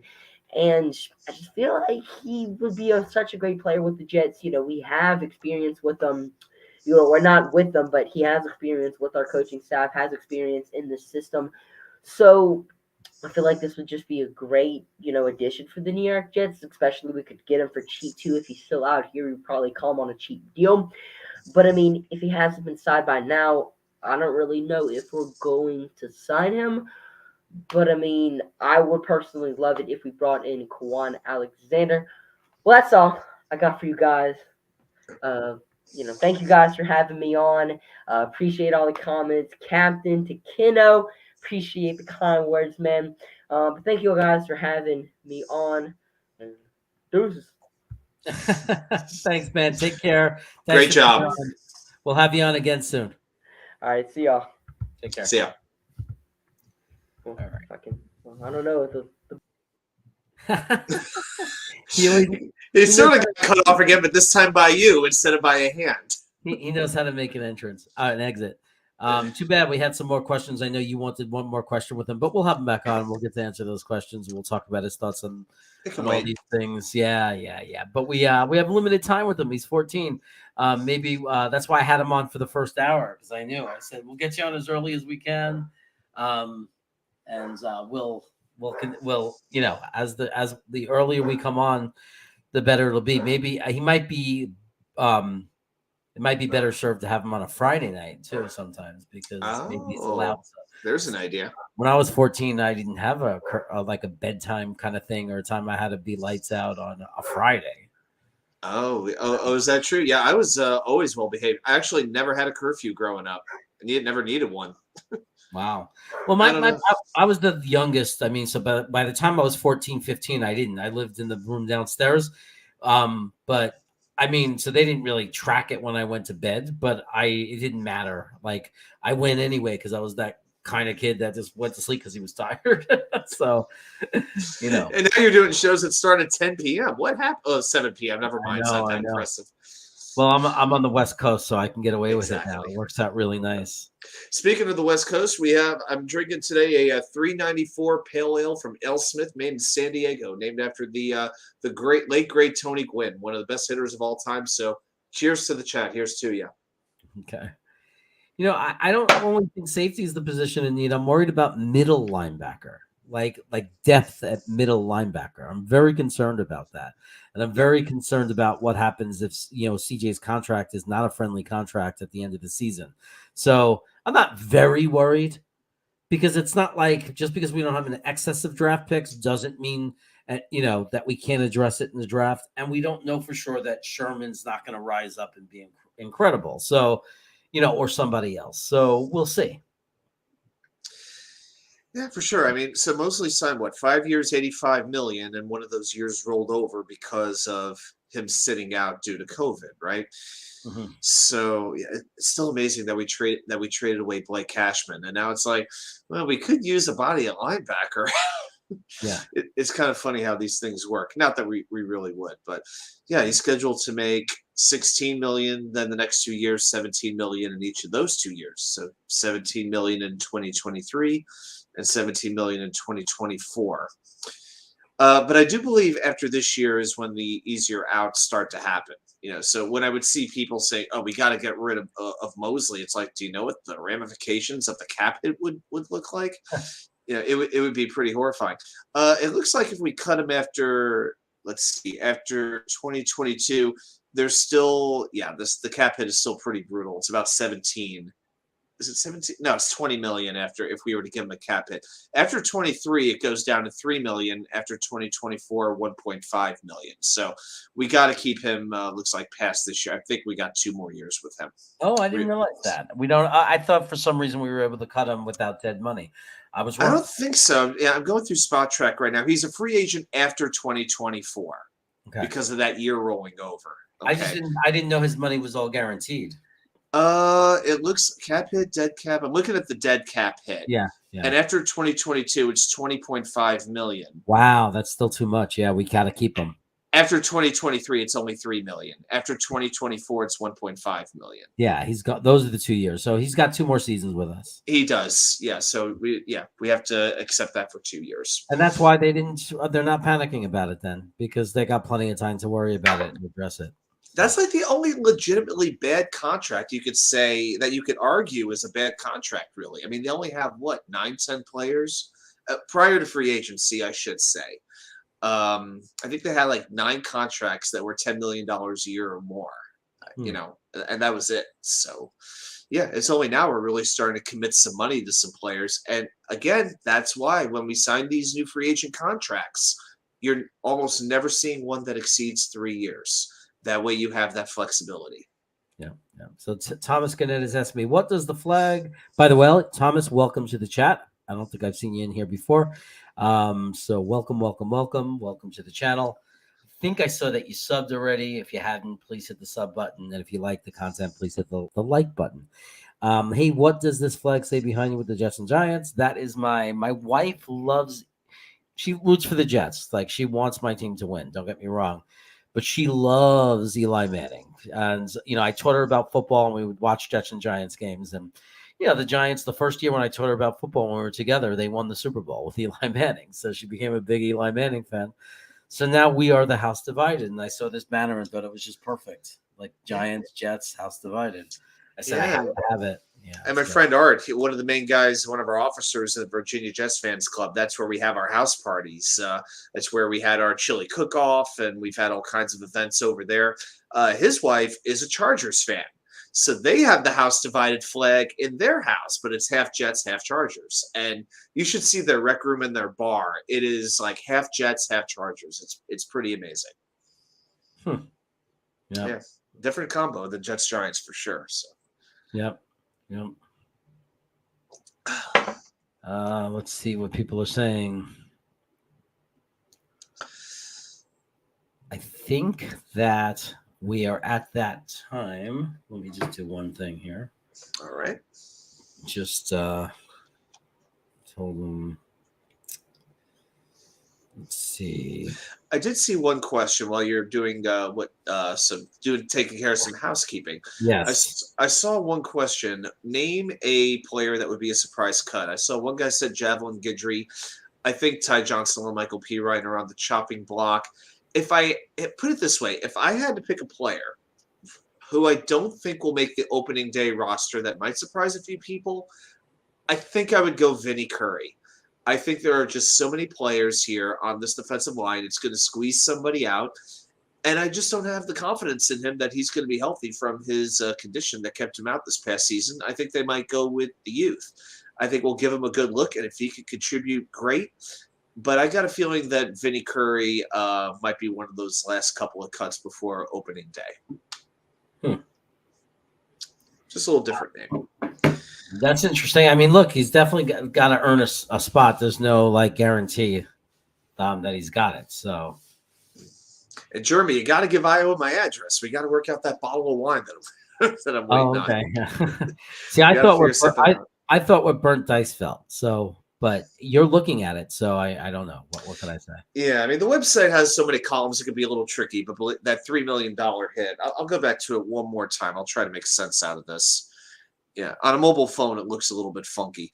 Potential out 2023. So I'm guessing $3 million dead cap. Now, is that after the 2023 season? Because that's how I was taking it. I think they mean early 23, like February. Okay. 23. Okay, so if it's early 2023, then that would be after the season. Then okay. Yeah, so the way they worded it, it's a little confusing. So okay, if that's the case, then it'd be $3 million after this year. So that's not bad. That was my impression. Okay, so guys, I want to introduce somebody. I want to do one of my introductions. Let me give them some music. I'm getting famous for these. Even though it's the same music every time. So this is a man that narrows it down. Who's building up his own channel. He's rocking, he's rolling. He's always eating. Maybe he's going to be the guy we call Snacks. Welcome, my bodyguard, Big Dick John. What's up, guys? I've seen you before. I think I recognize you in your new headgear. Looking something handsome. Like that. I recognize you with the same blank wall behind you. Absolutely. Yep, it's a little corner nookie here. I put the desk here. It was perfect. Nobody puts Nikki in a corner. I am. I'm literally in a corner, and I'm like, I get claustrophobic. So, like, if there was anything on the wall behind me, I would feel like closed in. Everything's on the other wall on the other side. I would like to be called Meals because I don't have snacks. I eat meals. Right now, I just finished my French fries, and I'm eating a sausage calzone. So we're gonna call you Meals. That's fine. That's up to Mess. Mess Meals. Is the nickname given. I don't do snacks. I do big time meals. What's up, everybody? What's up? What's up? Look, Friggle D knows Big Nick. So, Yes, sir. Yes, sir. How's everyone doing? For those who were on my show earlier, hello again. Yeah. We were. Did we tell everybody about Friday? Gitmo Bob. Wow. So why don't you make your announcement about Friday while we have Gitmo? That's what she said. Hey, so Jeremy reached out to me and offered on Friday nights. I'm proud New York Jets fans. I will, once I process my food that I was eating like a homeless man with how quick I was trying to eat it before pause. I know that's what she said. I'll share the channel in the chat. On Friday nights for the hangout, we're going to do on my channel. I'm proud New York Jets fans. So those of you that have not subscribed yet, I will have that coming in momentarily. But it's going to be a nice, fun hangout. Same thing we do here, same cast of characters. But Jeremy has so graciously and willingly offered to do it on my channel to help get some support. So hopefully I see, all these names. I'll take a picture of it now so I know if you're subbing or not. I didn't take the picture. I'm just teasing. But I will add it right now. Oh, there we go. Yeah, there we go. Copy link. So yeah, it'll be fun. It'll be the same thing. I got a couple ideas of something that I want to add and bring to the channel, so we might introduce that Friday night. I wanted to start doing lists, top 5 quarterbacks, top 5 whatever, your top favorite players, best players from this decade, where the people who are going to be on the show that week, we send it out, give them a couple hours a day to prep. And we have some list discussions. It's good off-season talk. It's nostalgic. It gets everybody involved in the chat with talking, and listing their players or names we may have missed. So I think it'll bring something to the show. Sounds great. Yeah, that sounds like a whole lot of fun. 10 p.m. Friday, is that the start time? Jared, your call. To be determined, everybody. It's on your channel. It's your show. They don't know. 9? Didn't you text me something that you had to do 10? We typically start at 10 on Fridays because it's later, and that's what we're known for. Hey, Buffalo Jets fan, welcome. Good to see you in the chat. I'm fine with 10. We could do 10. We could start earlier if you want. I just try to avoid competing with Weapons After Dark, but they haven't been on, right? So, and they moved the show, the Worldwide Sports, to Mondays. They took the Monday 7 o'clock slot. So Friday night is open unless you know of anyone else conflicting. All right, guys, just look for our announcement. We'll probably check at 9 because we might be starting at 9. We'll definitely start by 10. If you check my channel during that night, 7:30, 8 o'clock, we'll have it set up so you'll know when we're going on. I'll even set it up earlier in the day if that helps everybody. Yep. Thank you, Mark Sandra. I appreciate you. I mean, I guess I'll sub, he says. By the way, Thomas Gannon, I must compliment the fantastic taste by putting a Color Rush jersey in your avatar. Love those Color Rush jerseys. Man. Thoughts and prayers to those that are colorblind. Let's get back to answering. If you remember that game against Buffalo, absolutely, it was Christmas. It looked like Christmas. It was awesome. Let's get back to answering some questions from the chat. Thomas is asking, "What are your expectations for next season?" We'll start with Nick. Answering some questions from the chat. I love hearing. I'm not echoing this time. You can't put that on me. I opened up the stream to add my channel, and I couldn't kill the volume quick enough. Dude, you can't turn this around on me anymore. The game is over. Over. What? Technically, Dumb was over, and I was underdone. If you know this, like an airplane movie. I know you're not a Yankee fan, but you continuously sounded like Bob Shepard. Ladies and gentlemen. Now batting. Number Derek 2. Jeter. Number 2. Derek Jeter. Number 2. Derek Jeter. Number 2. Number 2. Answer the question. Okay, guys, our viewers are going down as we. What are your expectations for next season, Nick? My expectations? You threw it to me? Yeah. The Pope's expectations. I didn't hear it. Damn, one beer and he gets all snipey. I've been saving this up for 5 days. Go ahead. Echo, man. I think you're looking at anywhere when if you're talking win total, Tom. I'm thinking between 7 and 9. I think that's a nice jump for us. I think we'll win some games we're not supposed to. In typical Jet fashion, we'll probably lose a game or two that we're expected to win. I think the most important thing is growth, right? And sustaining drives. I know I'm repeating myself. Third down conversions and time of possession are two of the most important factors that I'm looking for this team this year, because I think that will lead to W's. I think you'll see a team evolve and grow from the end of last year to even the first game this year. And you're going to see a team, they're going to play hard. They're going to take on the identity of their head coach. Thank you, Frickle. I appreciate the support. Here I am praising your profile pic all the time. Oh, damn, that's gangster. Wow, here we are. I think we're friends, and wow. All right, you know what? I bust balls, so I'll take it. But yeah, the main thing is just getting to the pass rusher more, getting off the field on third downs, on defense, just progression. Now we might improve in a lot of categories, but have some bad luck, some bad bounces go our way. But I think between 7 and 9 is realistic. I think 10 would have to be like nobody getting injured. If we're extremely healthy, we can hit double digits. But realistically, I'm looking between 7 and 9 with being a team in November and December that nobody wants to play, because you could see us getting to that next level and ready to take that leap to a playoff team. Okay, what are your expectations, Adam? I want the confident by the end of the season. What I'm hoping for, I'm expecting about, if I had to put a number on this, I'm going, I think 8 wins is me being really optimistic, which is getting harder and harder to do as the years go on. Yeah, because I still remember like when we were doing the win-loss game about a year ago, and we wound up somehow giving the Jets 13 wins. Well, how did that work out? Not quite so well. I think with the influx of talent, I'm not paying too much attention to the schedule because week to week in this league, you never know what's going to happen between injuries and all kinds of crazy things. My expectation is we continue to build the foundation. We continue to see improvement from Zach Wilson. And what I want to see is not just see that Robert Saleh's players like him, but that they will play for him and that I want to see them like get a win that we don't expect. And I know they beat Tennessee. I know they beat Cincinnati. I don't think we really knew what Cincinnati was going to quite be at the time. Plus, I don't need to see Mike White doing it. I want to see that game where it comes together, where the offense puts up like 40 points, where things really start to click, and we get a ridiculous pass rush on a team that is not the Houston Texans. I want to see.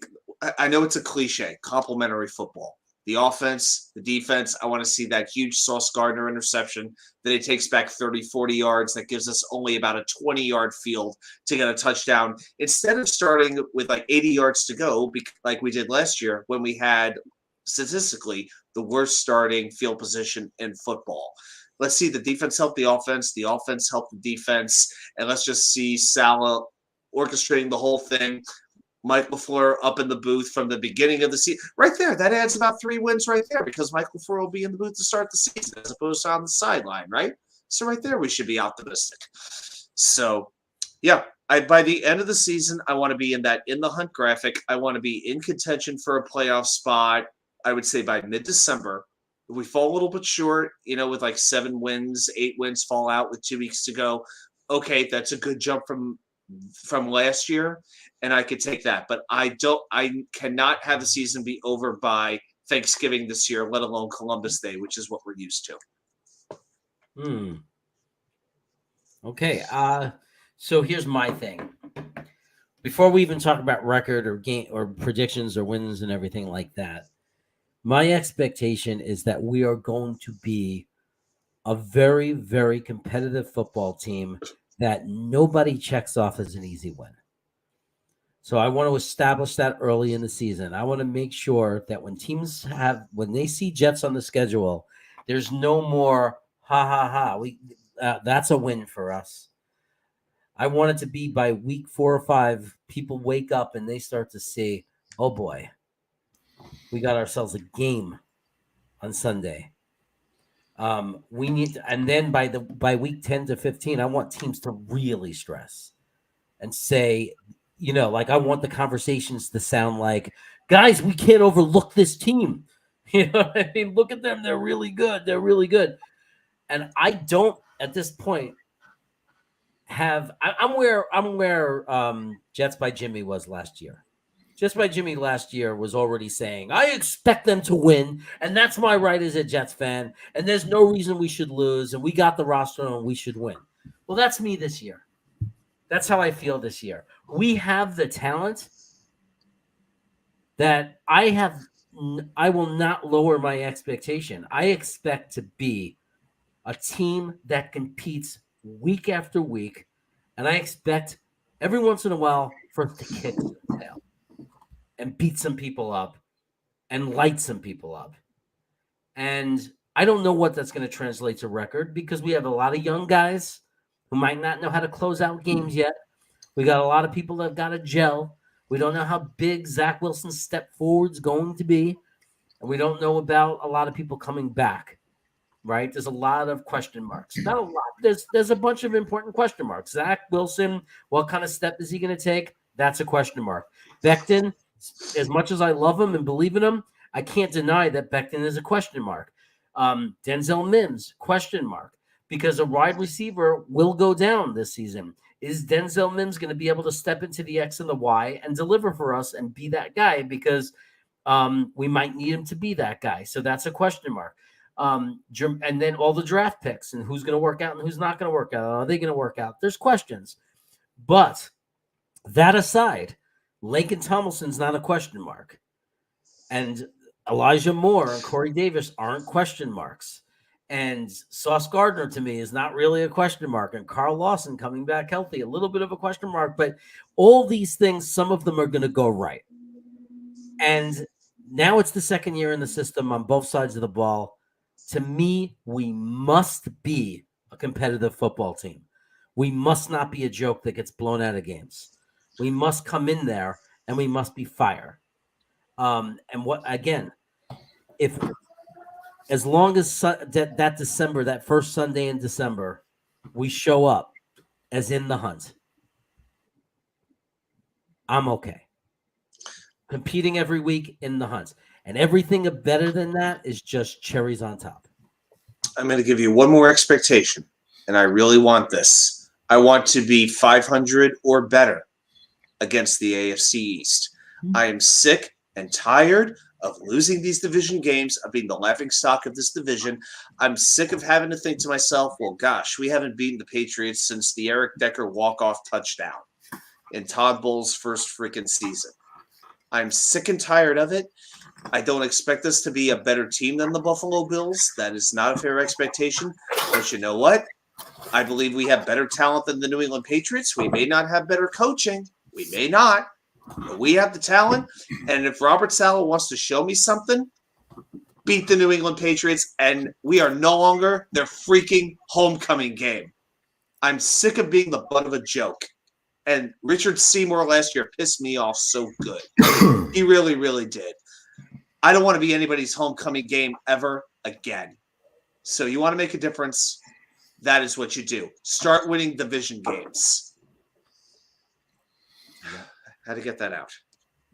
I love the anger. I like it.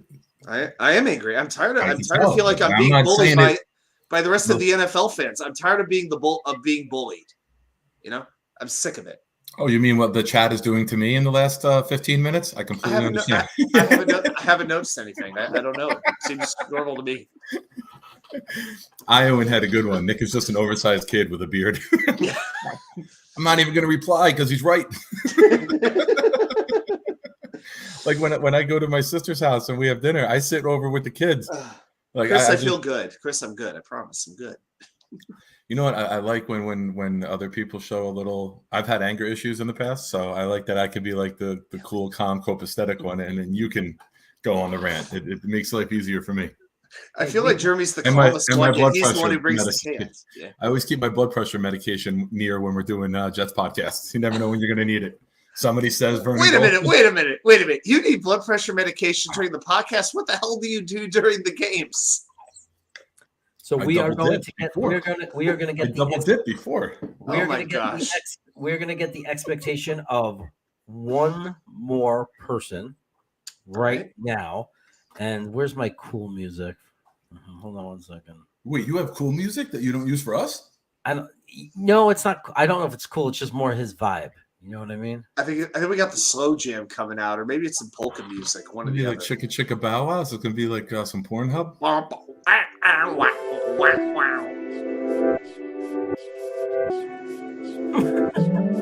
Am I at the Taj Mahal? What the hell is this? We gotta find something better.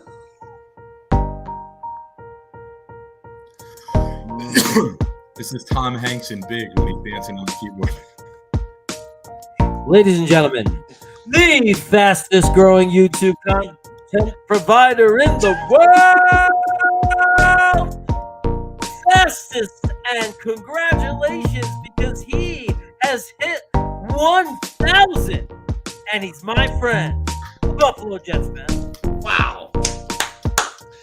Ladies and gentlemen, this proves keep your videos to 3 minutes or less and you too can get 1,000 subscribers. I can't. Hey, man, what's going on, guys? Congratulations, man. Fantastic, man. I'll tell you, there's something to be said about a hustle, man. I got 117 uploads in 64 days. Let's go. Congrats, brother. I love it, man. I love it. I love it. I love it. I'll trade you some watch hours for some subs. So can we do that? Can we wheel and deal? No, I don't think they let you do that on YouTube. But anyway, we were just answering a great question about what our expectations are for this year, and I thought what a perfect time for you to join the channel. Awesome. So, what are your that was a cute answer. That's how he got his 1,000 subscribers, everybody. You guys are looking at greatness. Expectations. That was fucking funny. Expectations for next year. Okay. That's good. I think, people are obviously going to throw around win totals. And yeah, I think I'd be disappointed, I'd say, if the Jets won less than 7 games last year. But I think those 7-8 wins could look a lot of different ways. And most of it's tied to quarterback for me. If we win 7 games, but Zach Wilson takes that step forward, he looks like the franchise guy, but we're losing close games because we're young, we can't close, we need to get better situationally, I'm here for that. But if, the defense and these free agents really pop, but Zach is staying the same or regressing and we win 7 games, that's not a good look. But I also think that we need to step back and think about some other goals. Like, there's a couple things I know that the Jets are going to be next year. The Jets are going to be fun. The Jets are going to be worth the price of admission at MetLife Stadium. The Jets are going to be worth putting on national TV. We got some guys it's worth buying their jersey. So I think we need to give ourselves permission to be excited that we can be, and a plug for Nick's channel, right? We can be proud New York Jets fans. They're going to be worth the price of concessions. Worth the price of admission, yes. But when they're worth the price of concessions and $13 beers, I'm a happy camper. There you go. Absolutely. I like it. Have you guys been to MetLife Stadium? Nick, it sounds like you have. Yeah. Buffalo, Jeremy, have you guys been there? Yeah. I have. Let me think. Have I been to MetLife Stadium? The answer I never have. The answer is no. No. I have 4 or 5 neither times. of us. Okay, interesting. I had the state police chasing me down with helicopters at the home opener against Baltimore. Well, if anybody was to be chased down, it would have been you. Great story. We'll have like a story time one time on. Is this the one where you tore your knee up, or is this a different? No, play? that was September 28th, 2003, when I broke my ankle in multiple places going into the Jet Cowboy game. Oh, that's right. This was the ankle injury. This was the other. Okay, right. This was the other one. Right. Yeah, it's good. It's good stuff. My 20s were a wild time. Oh, so hey, let's do another round, and this I'll pose a question to it and everything. If you had to prioritize 3 things in order, you can only pick 3, so it doesn't mean you don't have other things that have to go well, but you're going to prioritize your top 3, and you could start from your most important to your second to your third, for your expectations to come to life, to come true, for us to accomplish the expectations we were just talking about. What are the 3 things that have to happen to get there? Okay. And I'll start. I guess we'll start again with Y2K. So we'll go around that. We'll kind of spend like that. Okay, 3. Okay, just to be clear, I understand the question. 3 expectations that have to go in order: 1, 2, and 3 for us to reach the levels that we want to reach this season. Am I right? Am I getting this? Yeah. Like whatever your expectations. What are the 3 things that absolutely have to happen to make it? I mean, is it too obvious to say Zach Wilson is number 1? I mean, that's like almost like too easy. It's very important. It's very, very important to There's nothing more important than Zach Wilson becoming a legitimate quarterback. So, yeah, I don't even think I need to go too much into that. Okay, so besides that, Mekhi Becton stays healthy for a full season. I believe he is healthy for a full season. He will play the way that we want him to play, and he will do what we need him to do. And I think he will be the difference in that offensive line. Just that Becton, Tomlinson, McGovern, AVT, and Fant. That offensive line, to me, is a top 10 offensive line if everybody is there. So, Wilson, Becton, and I feel like I got to throw something in on the defense. I got to be honest with you. I really have confidence Carl Lawson's going to have a good season. I have a very good feeling about Carl Lawson. For me, get off to a quick. You know what I'm going to say? I'm not going to focus on one particular player. I'm just going to say in general, get off to a quick start. When was the last time? I'm pretty sure the last time the Jets won a game in September was Sam Darnold's first game when we beat Detroit down on that Monday night game with the worst play-by-play in the didn't we history just beat of American Tennessee? football. We beat Tennessee in September this year, didn't we? Was that I think the last it was week of September or the first week of October? First week of October. It was October. It was like week 5. That wasn't in September. Yeah. So you know what? Get off to a quick start. Let's get out of September at least 500. Get off to a quick start because you know what? Too many times we are taken out of it. We are completely disheartened by the end of September, early October. So you know what? Let's be over 500 or 500 at worst going into the month of October. Those are my 3. Okay, now let's go over to Nick. Zach Wilson, third down conversions on offense and getting off the field on third down on defense.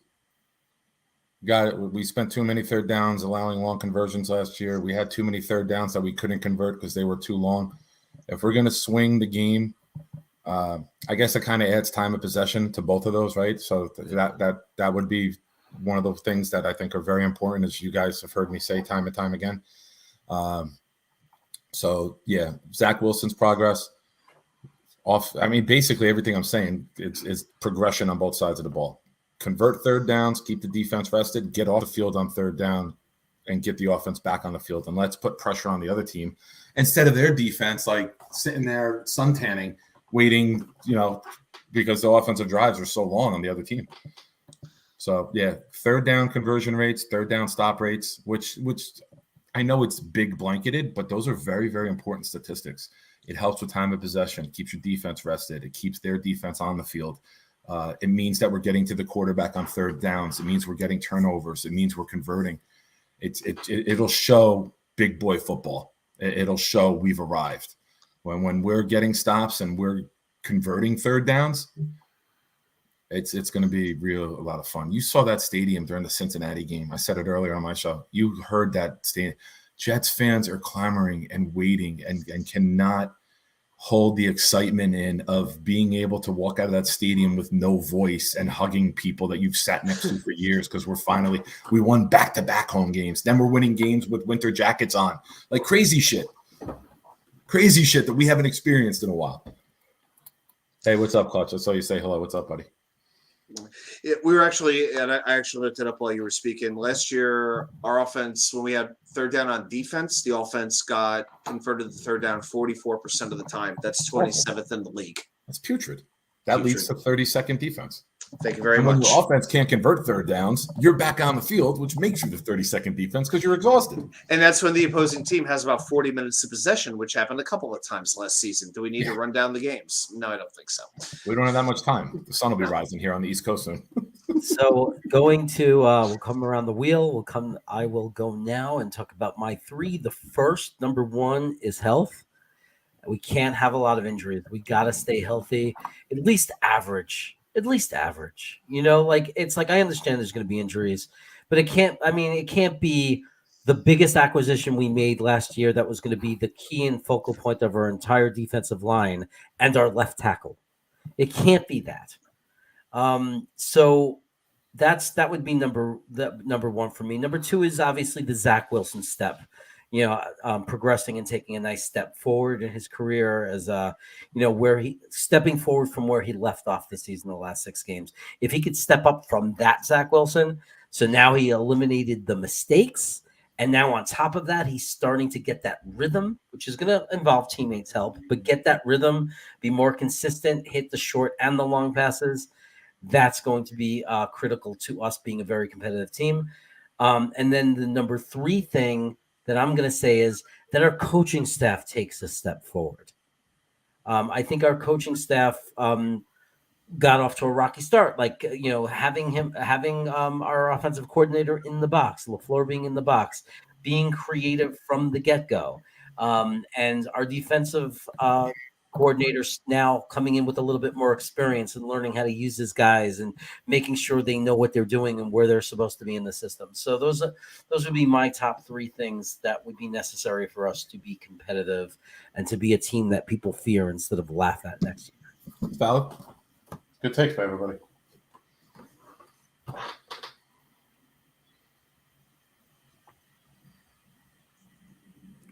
And we'll go to Buffalo. All right. So mine starts with Zach Wilson too, but I'll try to be more specific since everybody's mentioned him. He's the most important. And I think that if we're going to set the benchmark at being a wild card contender, I think it's reasonable to expect Zach Wilson to establish himself as the second best quarterback in the AFC East next year. He's significantly more talented than Tua Tagovailoa and Mac Jones, and he has comparable, if not better, overall weapons and offensive line around him than those two players. And we talk a lot about Zach Wilson's play, his accuracy, his decision making. But I want to see some adulting at quarterback. I want to see some grown-up quarterback play. That means, are you an extension of the coaching staff on the field? You have a C on your chest. You're the second overall pick. That's what I want to see. I want to see him be a leader. I want to see him get guys in the right spots. I don't want to see free rushers off the edge anymore because he's shifting the line over, because he's telling his running back, hey, that guy wants to take my head off. If you can get in the way, that'd be great. So some grown-up quarterback play. Now, the next thing, our first 4 picks, Sauce, Garrett Wilson, Jermaine Johnson, and Brees Hall all have to be high impact, above average starters right away. And finally, we need to be a well-prepared and well-disciplined football team. Jeremy, you talked about coaching. How do those first 15 scripted plays look? How are we situationally? Third down, fourth down, red zone. Do we have a bag of nice, reliable plays to get the ball in the hands of our playmakers to pick up, those 3rd and 4s? Those 4th and 2s that the good teams always have, that Andy Reid always has in his arsenal? Are we highly penalized? How do we finish halves and games? Do we get that double dip action, the Bill Belichick special? Score at the end of the half, get the ball at the beginning of the second half. All those little things, those situational things that can swing you 3-4 games in a year. Those are the 3 things I'm looking for. Zach, take the next step. Those first 4 picks hit, and we're disciplined and a well-oiled machine as a football team. Jeremy, can I ask your brother a question? Sure. Matt, what are the other tramp stamps that you have, buddy? Do not send pics. You can just type them. Oh boy. I would agree with There you go, medical update. How did you feel last night and this morning after the hot sauce? I was okay. That's never been a tremendous issue for me after the first 6-8 months of our Cravat Attack channel. Eventually you adjust it. I find that it's not the hot sauce that would mess me up as much as the things I used to do to the coolant. I'm not good with dairy, so when I would do milk and things like that, I'd probably get more sick from that. But now being somebody that's learned to deal with solving the issue with almond milk and diet soda or just do other things, I actually adjust better, and I'm usually okay. But what was the Scoville unit on the Scoville level on the sauce you had yesterday? I believe it's somewhere between 1 and 2 million, 1.2. It's hard to say because it's also by batch. You can only get it tested. You get your sauce tested, right? There's a labs that you can send it to, and they do their testing of what your Scoville units are. But you have to understand, you make more than one batch, right? I mean, the show was on the sauce was on the show Hot Ones. They've sold thousands and thousands of bottles, and every pepper is different. You could literally grow the same peppers, and depending on the season, what time of year it is, the vine. I mean, so when it's picked, right? When it's picked. The only thing that's very consistent is the Bomb Beyond Insanity, because the Bomb Beyond Insanity uses extract. So they chemically make sure it's the heat they want it. So you're always going to get super hot with that, Anyway, I don't think Buffalo has that much time, so I want him to share any thoughts he has throughout the night watching the show.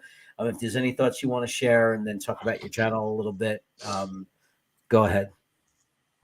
No, hey, that's what makes this channel fun, is you can go on just some tangents, and it's a little bit different. So no problem. I'm down to hang out anytime. So whatever your guys' topics are, I'll chime in, and when I gotta duck out, I gotta duck out. And I have aren't too many Buffalo Jets fans a YouTube channel, so if I'm doing my job, people should find me. Okay. Look at my brothers. My brother's being funny. Anyway, I so love his headshot. Like he's doing a Comedy Central, like stand up for like a half-hour special. Like, look at that. It's like next up after Jim Norton, we have Matthew Craven. well, he ran an improv. Buffalo. If I you love turned it. your I love it. hat That's like a little bit to the side, you'd be wearing it like Sauce Gardner style. You got to wear like up and to the side. You got sauce. There you go. That's the sauce right there. Okay. Buffalo sauce right there. Nice. Sorry, I saw that picture pop up and I thought that was fantastic. Go ahead, Buff. So look, how do you guys feel about this? Isn't nobody talks about like I haven't heard anybody discuss this. What do you feel about what we did at quarterback and bringing back both Flacco and White and the amount of money we're paying them? And who's our quarterback too? Flacco, right? Yeah. Unless White shows an Probably. ability that he strengthened his shoulder and his arm and he doesn't throw ducks more than 10 yards downfield, I think you go with Flacco, right? They had White there last year. They tried White again. He fell on his face the second time he tried to do it. And then Flacco came in and played well. With the speed of Wilson, with the speed of Moore, God forbid something happens to Zach, like knock on wood, I don't want it to happen. Yeah. But I think we have a better wide receiving core, obviously, than last year. If the wide receiving core is healthy, why can't Flacco succeed in this offense? He's going to get the ball out on time. He can push the ball downfield. He's seen everyone in our division, the Patriots and the Dolphins play man. Buffalo's got a good secondary. Mm-hmm. It should be Flacco, unless he pulls a Big Ben and just degrades 10 years over 2 weeks, like we saw Ben do a couple of years ago. Yeah, I can't imagine them keeping Flacco at his age on the roster to be the QB3, and he could find QB2 work somewhere else. So I think that's the move. I think you'd want a player who's younger and developing, like a Mike White, to be the quarterback 3. And man, if we would have just put Mike White on ice after the Cincinnati game, we probably could have got a nice draft pick for him. But then he got kind of exposed, so that's over. If he was fine against Indy, I'll still say he was good got against 2 Indy. 1s and a 3 for Jamal Adams. That Mike White performance, we could have got like a Russell Wilson payday. Oh, yeah. We wouldn't have needed to trade up for Breece Hall because we'd have had the 34, the 36, the 39. We'd have just owned the second round. My gosh. You know what? Mike White is good for the locker room, though. You saw the players and you saw the videos in the locker room and you saw that week. He might not play, but he's a good guy for morale. And sometimes you need guys like that on the team. They might not get on the field too much, but they're good guys and they're good people to have around and they're good culture setters in the locker room. And you saw the love affair the players had with Mike White in that performance. That's just a sign of a good young team all rising together and they're happy for one another. That gives me a good sign and tells me that the culture has changed. It's not changing. It's changed. So that's a good guy to have around, man. Players root for him. He could put on a show maybe in a preseason game, give a little excitement in the stadium, playing 2.5 quarters. So I think it's a good number 3, even though it's $2 million a year. We're only paying our starting quarterback 8 or 9. So we're paying 14, 15 million for 3 quarterbacks. I mean, you got guys making 3 times that. And it's funny because, I think before going into the offseason, we were thinking, well, maybe we could, some team will make an offer sheet for Mike White, right? And how are we to know? Russell Wilson would move. Deshaun Watson would get traded. I mean, there'd be so many crazy things happen with the quarterback market. It's like, Mike White, really? I never thought I would see the day where Dom C typed the word giddy. Giddy. I'm giddy because of that comment. I honestly think Mike White is the plan for the longer-term backup quarterback. Yes. I think they'd love to have him as a long-term backup quarterback, but for next year, they're thinking Flacco because next year, if they're, knock on wood, but if they're in it contending and we're in the hunt and Zach goes down, they want a veteran who's won playoff games. They want a guy who can come in and has seen, played against great teams, been in the playoffs, made some magic, won a Super Bowl. Mm-hmm. I think, but then eventually they're going to hand the QB2 reins to Mike White as long as he grows and progresses and develops in camp. Yeah, that's a great point. And Flacco, he's a statue back there, but he could still spin it. He's still got an NFL starter's arm talent. He can make all the throws. Yeah. Go look at that throw he made to Elijah Moore. Elijah Moore. That Elijah Moore took to the house. That was The a slam bullet go against on time, Miami. in rhythm. Money. That's a veteran throw. That's confident. I know this is going to be there. I see where he's going to sit. I'm going to get it there on time and let him do the rest. It's not a flashy play. It's not a Hail Mary bomb that everyone goes crazy for that Aaron Rodgers does. It's just a good veteran timing release, catch and run and go. And when Zach gets comfortable with that, the way this scheme is designed, you're going to see a lot of those. We're going to have home run ability with everybody. Yep. Yeah. Oh, 100%, Chris. 100%. Yeah, and I don't think I'm not worried or like particularly extra worried like than any other quarterback than that Zach is going to be an injury prone quarterback. I don't feel that way. I feel now that we have a better offensive line, I'm not freaking out or worried about that. I think that Zach is going to be, you saw he put on a bunch of muscle. I think he's going to be fine, and has that, will be just like any other quarterback. Like, obviously, you don't want him to take the wrong kind of hit. It's dangerous for any quarterback in the league, but I think he could also be a guy that plays, all 17 games for a bunch of years. He has all that potential. He's a tough cookie. He's not going to go out over little things. You saw that. He's got toughness as long as he doesn't tear any soft tissues or break any bones or anything like that. Or get a bunch of cheap shots on the sideline that the refs don't call or his offensive linemen don't do anything about, which is not happening this year because we got some goons on this squad. Laken Tomlinson and CJ Uzama are not standing for that bullshit. Yeah, no way are they standing for that bullshit. We got some goons now. And those goons are gonna, they'll be there.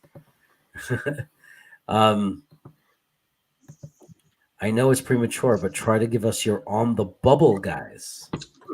Oh, that's a good question. Well, I mentioned Vinny Curry earlier. I think he's one who's squarely on the bubble, so I'll throw him out for one. I would say I could throw one out there and say possibly if he doesn't know the plays, Denzel Mims. I think he's going to be fine, but if he comes in and he's not running the routes right, and he frustrates them the same way he must have frustrated them last year, as far as knowing the playbook. Hopefully they'll move him for someone because he could fit in another system that's not as complex. But I could see him being a potential bubble guy if one of the other undrafted free agent wide receivers they brought in completely kicks ass. I don't think they'd cut him. I think they trade him or they put him on the practice squad or just have him not active. Yeah. I think there's a lot of former draft picks that are going to be on the bubble. I think Chuma Adoga with Max Mitchell being picked. I think Ashton Davis in that crowded safety room is not safe. Jabari Zuniga, I can't see a spot for him on this roster with all that depth we have at edge. And LaMichael Pirine, I think, is like there's blank spaces on the depth chart before his name. I think he's gone. Ty Johnson? Yep. I think both of them are probably gone, especially with Bam Knight coming in as an undrafted free agent. Knight might take their jobs. Yeah, he's probably running back 4, honestly. Yeah. Tim Ward might be another guy. Defensive end again with all that defensive line depth. That could be another one. And hey, one of the kick. I don't think we're going to keep 2 kickers. Pinheiro versus Zerline. We're going to have a kicking competition. And it's going to be a fun one. Yeah. It's hard to know which one's going to win that. Is Greg actually? You know what? On that note, on Dom's question, I'm going to do a little spin off of that. Is Greg Van Roten going to be on this team as a backup come September? Or are we just buying time? You guys are taking everybody before I get to go. Damn. Sorry about that. Nobody's going to be cut. We're going to have 80 players. I just thought of Van Roten. I had to get it out. Yeah, there you go. I mean, you look at Ty Johnson. You look at Montgomery at receiver. You look at Jeff Smith. If other guys could step up and be special team guys. Who's the type? Do we still have Griffin is cut, right? Dan Brown. Griffin's cut. Dan Brown and Kenny Yeboah got to be, battling it out. They'll probably have to be put down to the practice squad and probably get taken, right? Van Roten, Adoga, defense. I'm looking at here's one that hasn't been named yet. Bryce Huff. If Clemens comes in and can provide edge, and Jermaine Johnson has the speed that we think, don't be surprised if Huff and Curry go if they need to go get a D tackle. So don't forget, we got flexibility with Franklin Myers who can move outside. So you're not going to keep 7 edge guys. Right. You know what I'm saying? Mm-hmm. Phillips, Nazarin, Gardner, Eccles. You said Ashton Davis. That was somebody that I was going to throw out there too. And I'll throw out this name. I don't think it will happen, but it could be a surprise shock name. Pinnock. What if Pinnock doesn't equate well to safety after the offseason? You brought in Whitehead. You got Riley. You got Parks, who just got elected the leader of the secondary room, and he's only been there since Thanksgiving. Joyner. You got Joyner. Yeah. For one you year, got though. Reed with flexibility to play safety if it's certain packages and you want. So I'm hoping the kid succeeds. I mean, it's one of those picks that making that change. Dom, believe me, Dom, I'm not rooting for it. Throw Dom's comment up there. I'm not rooting for it. It's just a name that if the newer guys like Clemens and Jermaine hit the ground running and they're not doing baby steps, it could be a possibility. I mean, I know he was undrafted. I'm rooting for the kid. I think he's got good speed. But if we get Jermaine with good speed coming off the edge, and you got Clemens, if he shows up well, you're not going to keep Clemens and Huff, I don't think. Do you think Trevor? Keeping an eye on? Who knows? I mean, hopefully everyone plays great, but there's going to have to be some tough decisions made. And mine's not on the guys not being well. My takes are everybody doing well, which makes it difficult for JD and Rob to figure out. And we just gave Jacob Martin decent money. He's going to be on the team. Yeah, we didn't even mention him. Mm-hmm. What do you think about Isaiah Dunn? Could be another guy like that gets promoted to practice squad, and you hope he doesn't get signed. He's got a ball out minicamp. Yeah, he has to show something. He has to show quickly. Well, if we carry 7 corners, Hardy's going to get a spot for special teams, so he could be 6. If Right. Hall is 4 and Eccles is 5, I think he could be 6.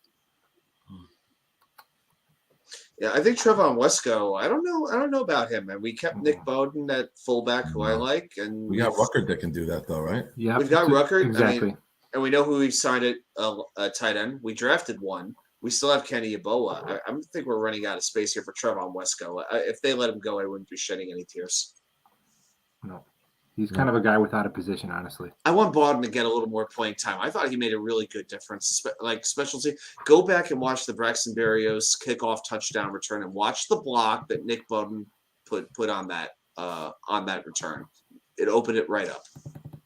Yeah, that's the dude who started the fight in the Buffalo game in Yep. game 17, right? Yeah, I like Believe that. it or not, yeah, cast off from Detroit that we picked up, and Yeah. he was fantastic. We're picking up cast offs from horrible teams. And Him, he's Quincy the type Williams. of guy. He's the type of guy. It looks like he'd bite a kneecap. You're surprised that they let him go. Exactly. Somebody said Both kneecaps, elbows, whatever body part you want to mention. Guidry could be on the bubble, but I disagree. He's our number 2 slot corner. He's the backup to Carter the second. If Carter's the second, if MC Square goes down and gets hurt, which he did last year, if he even misses 2 games, you have to have Guidry on that team because he's the clear number 2 slot corner. You don't think Eccles can play inside?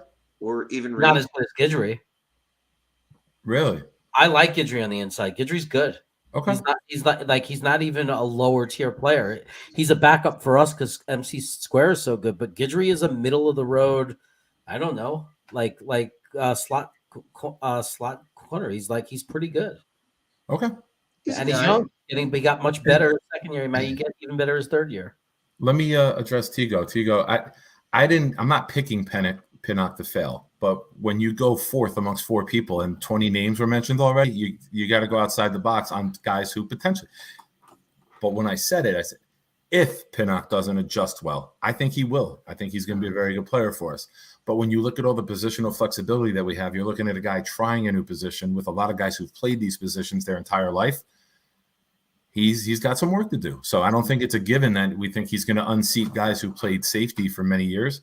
I'm rooting for the kid. I love the fact that he embraced it and did well with the adjustment. But like I said, going 4th, if I went first, I would have never said Pinnock. I wouldn't have said Huff. But just to be different, I had to.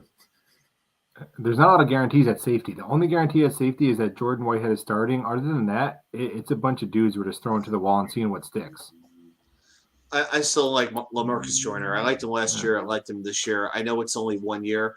but I think if we never got to see what he could do, I am actually excited to see a full year of LaMarcus Joyner. He is one guy I think if he could stay healthy, that's going to make a huge difference for us. I just hope Elijah Riley did sprints where he's facing forward and he has to go 35 yards to his left. So this year he gets there in time and Tom Brady doesn't throw a game-winning touchdown. That would make me happy just to see him get his finger on the ball. I still can't get over that play. I can't believe they didn't play deep. It wasn't as big, but that's as bad as Todd Bowles blitzing and leaving Cooper Kupp open in the NFC Championship. Like that's allowing that up the sideline is just as bad as allowing a guy to streak up the middle. Or Todd Bowles saying, "Oh, Darrell Revis, play 10 yards off Sammy Watkins and let him beat you underneath all day long for 130, 440 yards." Not to bring up all these bad memories, everybody. Sorry about that. I love that everybody is equally as bitter as I am with the past. Oh, if you guys didn't see my show earlier, I'm wearing this shirt because of Joe Douglas dominating the draft in Vegas. That's the four of us. It's the Hangover shirt, Buffalo. It's the Hangover shirt with Vegas. Oh, nice. That's awesome. You know who's the safest player on the team that plays very few snaps? I think the safest guy that plays very few snaps. Thomas Hennessy. Yeah, exactly. Who else is gonna do the long snapping? Thomas Hennessy. He'll be in the Ring of Honor in about 8 years. You just watch. We keep our long snappers forever. James Dirth was there like 20 years. He was here longer than Leon Hess, I think. James Dirth has the highest pension check in the history of the NFL. That's how long he was there. Thomas Gannett asks the hardest question in the world. So I'm going to throw away positional need. Okay, I'm going to throw away positional need now, how I felt during the draft because of position. And I'm going to say that my favorite guy drafted by the Jets is by miles. Sauce. I'm taking it this is just this year, right, Thomas? Yeah. I was thinking about that too. All right, if I had to pick a favorite guy, and I'm talking about, and when I see this, if I see this question, I'm not talking about the player, I'm talking about the human being. How could you not love Jeremy Ruckert's dad? I want Jeremy Ruckert's dad to be sitting the 50-yard line every game, best seat in the house. You know, give him coach's club, give him 2 parking spots right underneath. He's gonna be a folk hero. You know, dude, he got drafted in the 4th round. He can't afford 50-yard line seats at that stadium. Not yet. Nick Mangold is going to be walking around with him in tailgate videos before every week. He's going to have Mr. Rucker trying the steak sandwich and then the lobster tails. He's going to be like our newest folk hero. It's going to be Step Brothers. It's like, did we just become best friends? Oh gosh, yeah. If Ruckert works out, oh my gosh, yeah, they will be. Shoot, Ruckert's dad will have a bobblehead. I mean, they would do that. So, yeah, I got to go with the Ruckert family with him and his dad because that's how cool it will and be. The bobblehead will look like. It'll be. It should be them hugging, like the heads on the shoulder. It would be the coolest bobblehead ever to have. A bobble hug is what that would be. It would be like the belly shaking on the dad. I can make that joke. I'm a bigger guy. Any of you skinny bastards try to do that, we're fighting. For $5 extra, we'll sell you a jiggling belly. All right, Buffalo, go ahead, man. Who you got? Thanks for staying with us too, Buffalo. Oh yeah, of course. Probably Jermaine Johnson, just because when we went Sauce, like I love the player, but I'm just like I was like mad because I'm like, what was the plan at edge? Because I also liked wide receiver at 10. So now I'm like, okay, now we're only going to be able to get edge or wide receiver in round 1. And now I'm thinking Jermaine Johnson at 10 and then maybe trade up for like an Olave or Treylon Burks. And then Joe Douglas starts making the call at 15. The value's not right. The price isn't right. And then I'm sure you've all seen the video where Tennessee agrees to it and he hangs up the phone and he's like, we're on the fucking clock. We're on the fucking, and like a big bro hug with coach. And it's just an amazing moment. I think the best value out of any of our picks. And coming into the draft, I was like, we need to come away with a change maker at edge. And I was debating whether he was worth it at 4. I was pretty good with it at 10, but him at 26 is just absolutely ridiculous. And the best news for Jeremy and Dom C and me and all of us is that no Jets fan can call any mock draft we do ridiculous ever again, because who the hell saw this coming? So, 2023 mocks, you can mock it up however you want, and it's all on the table. Yep. I've seen a 2023 mock already. I've seen a few of them. Oh, I'm God, sure I'm you gonna guys throw have up. too. It's- But let me say this. Oh. For the last 2 years, we've been spoiled. It absolutely sucks to be looking at a mock draft and only having one first-round selection. Oh, it's horrible to be back in this. Especially if you're good and it's like, That's- oh, what linebacker are we going to take at 26? Let's talk about that for 4 months. Can we trade Huff and Pinnock and get a 1 next year? Come on, Joe D. No, Joe Douglas could trade Thomas Hennessy and get a first-round pick next year. Wait until it's not a top 5 pick. Right now, they have us like at 2 or 3. But Three. wait until we do the Yeah. mocks, and after the year we have, wait until we're like at 18 or something. And you only have 1 pick at 18, and we have to wait all night to finally get our 1 pick. That's going to be hard. It's gonna be real. It was funny. I'm looking at the mock draft. Of course, I don't know most of these names yet. I mean, it's way too soon, 1 year at a time. But I see like the first pick is a quarterback. We're slated to pick third. We're slated to pick some defensive tackle, and then second, it's slated to be Will Anderson right away. I think of Nick, and I'm like, oh man, if we came 1 pick away from Will Anderson, I don't want to be in the state of New Jersey at that point, because the whole state might shut down with Nick just going on an all-out rage. Oh my gosh! I will say this. I wouldn't be mad with that guy Carter from Georgia, though. That dude. You put him in the middle of that defense next to Quinnen, and Johnson and Lawson. Holy crap. Here come the defensive tackle naysayers. We can't draft another defensive tackle. We did that for years. You can, if you look at what Robert Salah's defense has drafted for the last decade. You can. Gardner broke the mold, but Carter would reset it. But we're not going to be drafting that high. We're going to be drafting between 15 and 20 next year. That's my take. You guys took all the 3 guys that I love. So again, batting cleanup here. Give me Eminem. Give me Max Mitchell. And the reason I say is because you guys took the 3 that I love. I thought taking Wilson in the first round would be too obvious. You guys had great takes on the defensive players. You know, I'm a defensive guy, but I'm a trench guy. So getting Max Mitchell in, letting him sit behind Becton and Fant for a year, you get to see the kid every day in practice. You need to hit on somebody. Like I mentioned earlier on my show, Jason Fabini was a 4th-round pick that we were able to plug in for a few years, and he was a successful, better-than-average starter for us, right? You need guys like that. Like you need guys that evolve into starting players long-term that are rounds 4, 5, or 6. Someone else we didn't mention before, Marshall, the D lineman that we took last year, he's a possibility of a guy who might not make it this year, right? If we're going with all these edge guys, we're going to thin out on the inside a little bit because of the positional flexibility with Rankins and Myers. And so you need to stash for a year. And then you go into next season, and if Fant wants a big deal, you're confident in Max Mitchell saying, we got a guy we're going to pay $600,000. We don't need to pay $14 million here. So you're going to need some of those cheaper guys to evolve into big roles. Michael Carter taking over the slot. Eccles on the back end. Nazoudine and Sherwood. You're going to need guys who evolve into potential Pro Bowl type of players in the mid rounds, because we're not going to have 2 first rounds every year. We're not going to have 4 picks in the top 38 every year. So I think long-term, Max Mitchell would be absolutely a guy who can change the franchise, because if you get a 4th, 5th round tackle on that contract coming in, that speaks volumes to scouting, that speaks volumes to drafting, that speaks volumes to the player, that speaks volumes of our organization and where we're at, because you can't take a lineman top 10 in the draft every year or top 15 like we did the last 2 years. Right. So finding depth, I'm rooting for the kid. And I love the peanut M&Ms. So Max Mitchell, M&M. I like the wrap. I like the candy. Let's do it, bro.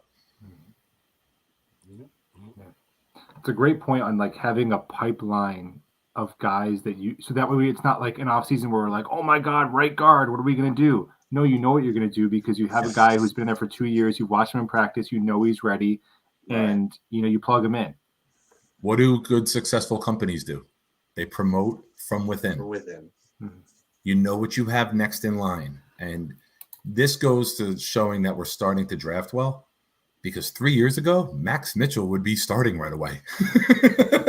So now he has a chance to grow so with Jeremy Ruckert. And we're not putting in, who did you say? So with Jeremy Ruckert. Yes. And you're not putting in a Wayne Hunter. You're not putting in a guy not ready out of desperation, and you're getting your quarterback killed. You can wait till the time is right and then play the player. The human turnstile that was Wayne Hunter. My God. Right up there with Colin Baxter and he was like a suicide bomber because he was trying to get the quarterback killed. We've had some great offensive lines. We have had some amazing lines, but we have had a few personnel decisions on them when we have one bad offensive line player, he like ruins the line. Him, Ducasse, oh my gosh. I feel like the right side's always been dicey. Like center and left guard and left tackle has been solid, but it's been a rough go. I remember Brian Winters experiment. We've had some interesting, like top in the league, elite. We had Faneca. We had Mangold and Mawai. We had Brick. We've had even Fabini. Even Jason Fabini was a really good left tackle, considering he was drafted in the 4th round. Very, very serviceable. Never Pro Bowl talk, but very, very serviceable. Kelvin Beachum even held it down for a year or two. Kelvin Beachum was fine. It was okay. Yeah. Beachum was a good dude. Yeah, but on the right side, you've had some interesting names. Everybody from the Kareem McKenzies to the Brino Giacomini's to the James Vladimir Carpenters. DeCoste was in there somewhere. Oh, dude, way to bring the room down, man. Jeez. And now he's going to say, I got to go. He takes the air out of the room and he's going to be like, oh, time's up for me, guys. Have a good night. We got to bounce for real, though. Meanwhile, we're sitting here slumped over like we got shot by a sniper. And he's skipping off the bed. Kevin, I think Marvin Powell was left tackle. Wasn't Marvin Powell on the left side? Yeah. Who was the guy McCagnon tried? Ryan Clady from Denver? Left tackle for 1 year. For 1 year, we tried before Clady we got Beachum, we tried Clady.